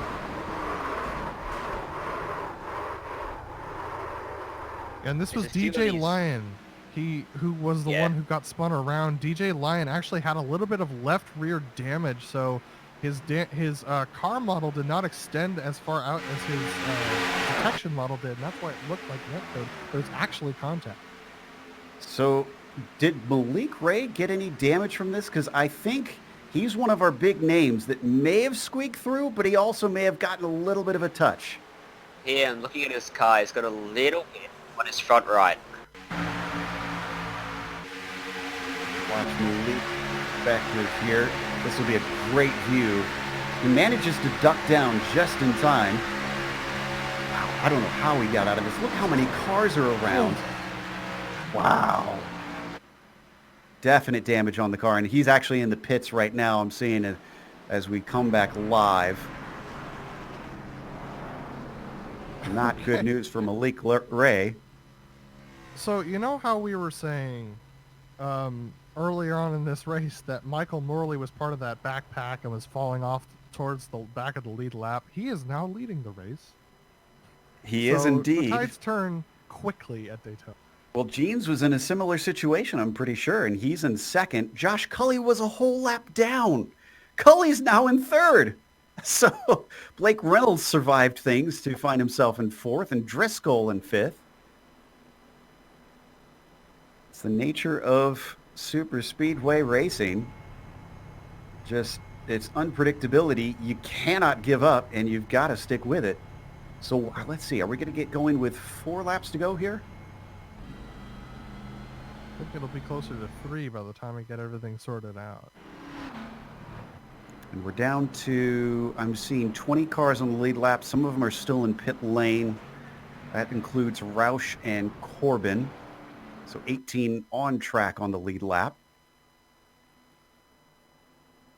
I'm curious who are some of our big movers as well. So why don't we take a glance at that? Michael Jeans definitely won, 19th to 2nd.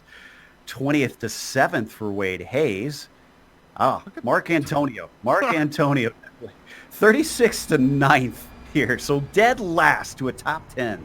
But also, he's been swapping positions for the lead for most of this race as well, so he made up that ground quite early on. And it's not even over. He could still finish higher than this. Are we going double file here? No, it looks like we're still single file. Lights are still on the pace car. Looks like Samuel Roush didn't have a spare car available. He's still missing his rear bumper coming out of pit lane, so Scott Corbin's got a bit of damage too. Just trying to have a look and see which drivers have managed to use the spare car to get themselves back out on the track. I think we've got about 18 or 19 people that are still very competitive in terms of their car. Yeah, and even though, well, I guess there's very few laps left, so I'm not sure that they'll have time to wave people to black flag, but you do have to keep a minimum pace around here to be considered legal out there, and I believe it's 53 seconds a lap. That is correct. Yeah. It's a 53-second lap time that's required, and if you fall below that, you're supposed to pull it into the pits and park it for the day. So not sure how strict they're going to be on it.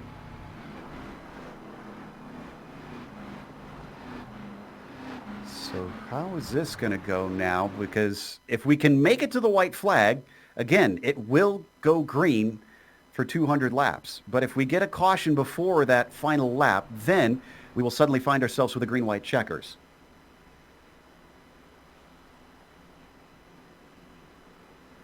It'll be 3 green white checkered to all 3 regions if we do get it too. Something about Daytona, there's always something that happens late on. You never just seem to get a clear run through to the finish.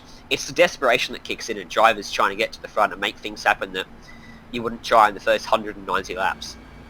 Well, what's fascinating about that, Ryan, is that you got to think, some of these drivers have to think big picture too. And when you're thinking big picture, just finishing this race in a decent position will get you a good haul of points that other drivers won't be able to get going into the later sections of this season, and especially when we talk about the playoffs. So if you could just manage to finish this race without having to take your spare car, without taking too much damage towards the end, you're in a really good spot for the rest of the season. So who is thinking about that? I know at least a couple drivers, both in our interviews last race and at the end of last season, did say they want the championship. They want to try and take it all. So I have a feeling we've got guys like Travis Warling who said that to us, might want to try and hold on to whatever he's got He's currently down in 15th.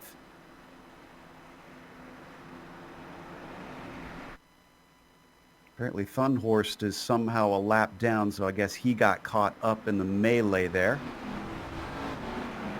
He was in position for the lucky dog, but then he must have ended up getting some damage from that incident and has ended up having to stay a lap down.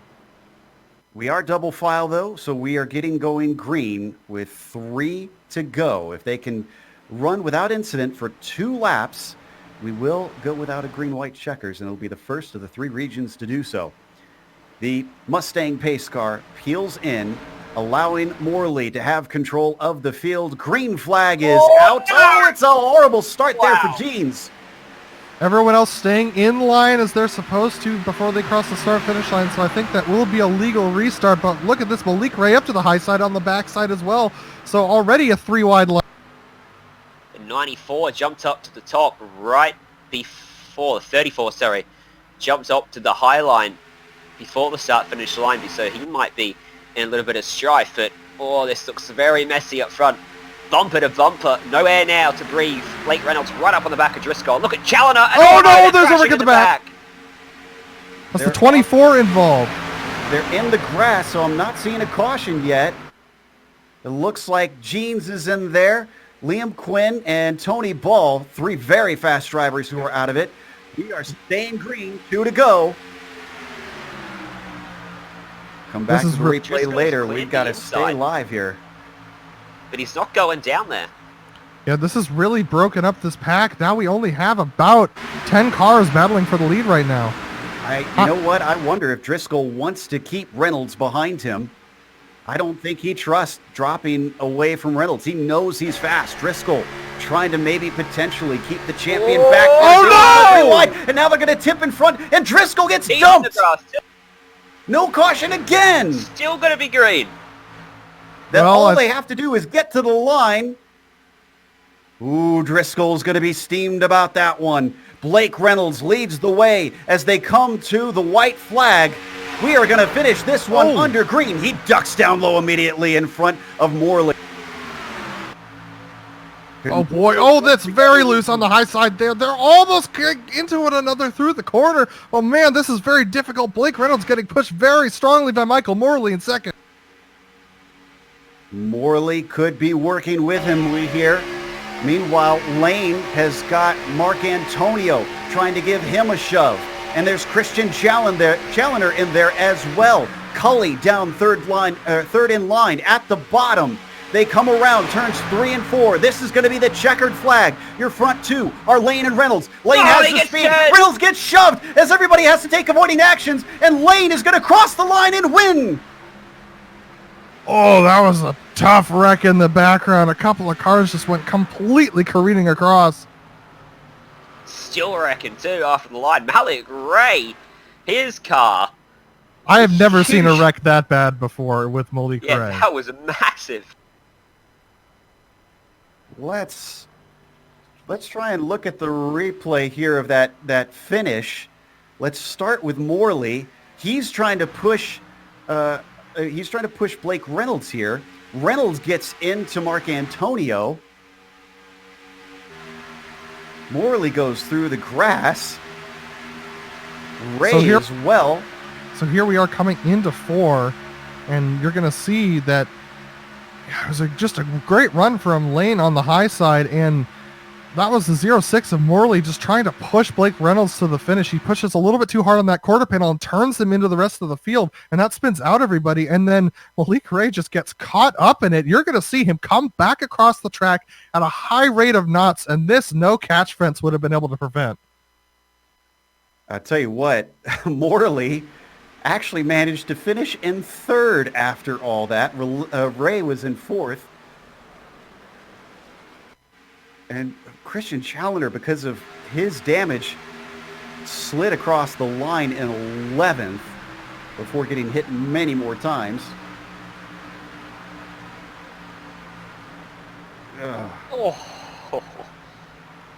Hope he doesn't have a direct drive wheel. Tell you what, I hope Malik Ray's not in VR, because he'll be feeling real sick. That's true, too.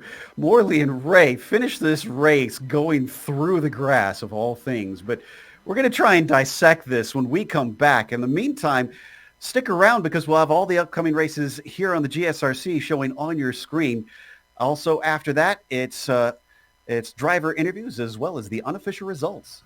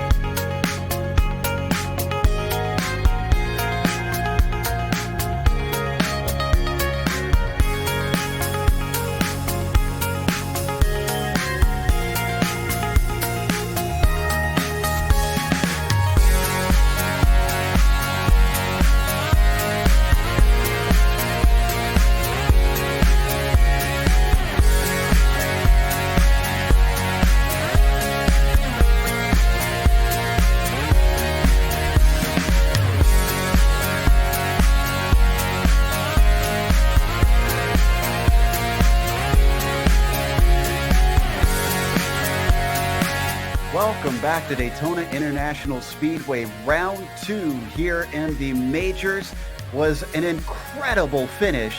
You know it's a good race when afterwards the entire booth just erupts in chatter as soon as we go to break. Everett Lane, though, is the one that wound up taking the win, with Blake Reynolds just behind him in second. Michael Morley skittering across the grass as he crossed the line to take third, and then bounced into Malik Ray, who finished in fourth. The two of them with a monster hit. Thankfully, it is not real life, so really this comes out to a wild finish for them instead of broken bones. Wade Hayes with fifth, with Josh Cully in the sixth position. Dan Marcantonio, seventh for him, and Travis Worling in eighth. Lionel Calisto with a ninth, and Austin Espedy in 10th. Christian Challoner is going to come home in 11th after being second on the bottom row coming into that final finish coming across the line. Then we have Daniel Knight in 12th with Vincent Laherbier 13th. Scott Corbin's going to be 14th, and Brian Barnes comes home 15th. Steve Driscoll's going to come home in the 16th position with Liam Quinn in 17th. Then we have Tony Ball in 18th after getting involved in that second to last caution. I won't say wreck because there were more than that. Then we had Samuel Roush in 19th, and rounding out the top 20 is Michael Jeans. First car lap down was Steve Baumer ahead of Matthew Thunhorst in 22nd, Adam Hallett 23rd, Ryan Bueller only 24th after being at the front for much of this one. David Hall came home 25th ahead of Kevin Hill. Jonathan Medeiros in 26th, 27th. Andrew Waring home in 28th, and the top 30 was rounded out by Marcus Tracy and the pole sitter Eddie Hawkes. And from there on down, you get to drivers that either DNF'd or had some serious problems at the end and ran out of spare cars, with the likes of Hutchison, Pfeiffer, Lyon, Bryan, and Ehrman. Some very fast, unfortunately, not having a good day. But we do have Blake Reynolds ready to talk to us, the second place finisher here today. Blake, that was an incredible finish. It wasn't quite a green-white checkers, but it was, I guess, a green-white checkers. Tell us about it. Yeah, I was just racing. I was trying my best there, and I couldn't really get anybody to work with me, so I felt kind of on my own there. I finally got Morley to push me there at the end, but didn't have enough cars behind us, and then I did what I could. I tried to door them up the track, see if I could maybe lose their momentum and get the win still. But yeah, I ended up getting a little hook there from Morley, and then we all crashed, and I saved it, got P2. Before that, there was more trouble with about 40 laps to go with the very first caution. Considering you guys had gone green all the way till then, was that welcome, or was that kind of like, oh no, here we go? I don't know. It just kind of happened. I think Malik went for a hole, but the hole was big enough, and then, I don't know, the guy was probably blind, didn't see him. I felt like a lot of people were blind out here today. Just had no idea whether anyone around them. But yeah, and then I got ARCA brake that to top it off, I had to use my fast repair. So, yeah, it just kind of happened. I was just trying to get the most points of good for Dog Bear. I'm on a new team. I missed the first race, so this is technically my first start for them this year. Well, that's a lot of good points coming towards you here with the second place finish. You had Malik in there and you had Christian in there, so at least you had a couple familiar faces as well as all the old regulars here in the majors. So, I mean, you talk about some of the drivers maybe not making the wisest of decisions. It did go green for 160 laps. I don't know. To me, it seemed very clean from our perspective. So I'm a bit surprised to hear you say that it seemed like there was some bad racing out there. I wouldn't even call it bad racing. It's just, somebody forgets to turn for a corner and moves up a lane and a half just on entry, like a Nico Rosberg, Lewis Hamilton situation at Hockenheim. Almost. That's what it felt like sometimes. But I would almost say it was lucky we went that far without a caution. Just there was some really close incidents like that. But yeah, we ended up doing that. I think that's a record for majors as far as the 500. Well, it was awesome to watch from our perspective. Anybody you'd like to thank before you go? Of course, everybody at Dog Bear, my new team this season. Ryan Shotgun kind of disbanded. Great group of guys there still riding Shotgun, but again, they're just running as independents this year. And then I'll thank Team Dillon Esports on the World Championship side and the eNASCAR Coca-Cola iRacing Series. Of course, I'm driving the number 3 Coca-Cola Chevy, as you saw today. I hope the number was right. It's a really cool number. Unfortunately, iRacing stamps double sometimes, so that'll be the paint scheme I'm running. And yeah, that's about it. Yep, we saw the 3 on there, and that was Blake Reynolds, the number 3, finishing number 2 today. And I do believe Adam has caught up with Wade Hayes, who finished in 5th out there. Yeah, Wade, a crazy finish. And though the seas parted pretty much for you, still coming home in 5th position after giving a little bit of a punt to Christian coming across the line right ahead of you. I know you didn't mean that, but man, what was that final wreck for you? What did it look like from your perspective? So that was just complete insanity is what it was. Christian actually told us before the race, he was talking about the Coke race that they had last week and how he ended up, I think, 2nd or 3rd, and it was totally because he just kept the wheel straight and kept going. I hate that I got into him there, and I think that if I'd just been to the little bit to the right, I could have caught him square and we would have gone across together. But yeah, that was pretty insane. And then I don't know if you saw it right after the start finish, but somebody came flying over my hood and into the wall. So I couldn't believe I ended up 5th and not 3rd. Yeah, that was Malik Ray who came across. We were talking about that while we were watching it live. But, up to up to lap 160, you guys were pretty clean during that stint. How was it taking all those green flag pit stops? Was that exhausting, or was it fairly calm for you in the car? So the first half of the race really kind of went to plan for me. I think I started something like 20th and just was planning on sit around the back and hang on and try to hold on to the draft. And then I had one bad pit exit. It wasn't even the pit stop. It was the pit exit. And I lost the draft, and then things really went sideways. And I started to worry that we're just going to go green all the way. But that caution, not the last one, obviously, but the one before, ended up working out perfect for me. And, going into those final cautions, how close was it for some of those for you? I mean, I know that a couple of drivers had to use their spare car. Were you one of those drivers? No, I actually had a really clean race. I had a few sketchy moments on track where we were 3 wide, but really the only contact I had was there that, 100 yards from. Well, a fantastic finish in 5th. Wade, is there anyone you want to thank before we let you go tonight? Yeah, I gotta thank everybody over at Kinetic. Obviously, Eddie Hawks hooked us up with a smoking qualifying setup, and then Liam and through Team Talent got a really good race setup. So everybody at Kinetic, and then my wife. Awesome. Well, thanks for talking to us, Wade, and we look forward to seeing more of you as the season goes on in Major. All right, thanks, guys. That was Wade Hayes, our 5th place finisher. Back to you, Joe. That's going to close out our interview. Sadly, thought we would be able to talk to a few more about what was an incredible finish here. But, of course, that brings us to our own thank yous, with a big thank you to the Majors and Mike Willett and his whole team that helped make this thing happen. Also, a big thank you to our charity. This event, again, we got a link in the description below if you want to check them out. The Cancer Society of New Zealand can be found at cancernz.org.nz. Also, thanks to iRacing for putting us on IESN. Make sure and subscribe.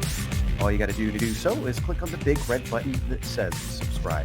Thanks to the companies that provide the software and the hardware for our broadcast listed here on your screen. Additional thanks go to June Lalonde, who provides our wonderful music. See the screen for how to get a hold of more of her great work. And thanks to the team today, Sean, Adam, Ryan, and Dougie. If you'd like to find out more about GSRC, including upcoming races, you can find it at globalsimracingchannel.com. We've also got social media out there. Our Twitter is at GSRCam, Facebook, Global Sim Racing Channel, and Instagram, GSRC_Ram. Make sure and check out our merchandise store. We've got a link in the description below. If you want to enter that in yourself, it's gsrc.storenvy.com. The next race, we're sticking with this stock car racing theme. We're going to Rockingham with the Grand National cars, the K&N cars. That'll be Sunday, March 1st at 7:45 p.m. Eastern. That'll be the first time that Rockingham shows up here on the Majors. That'll be fun to watch. We also have upcoming races for other series listed on the screen, so check those out and mark them down on your calendar. But until next time, race clean, race hard, and we'll see you on the track.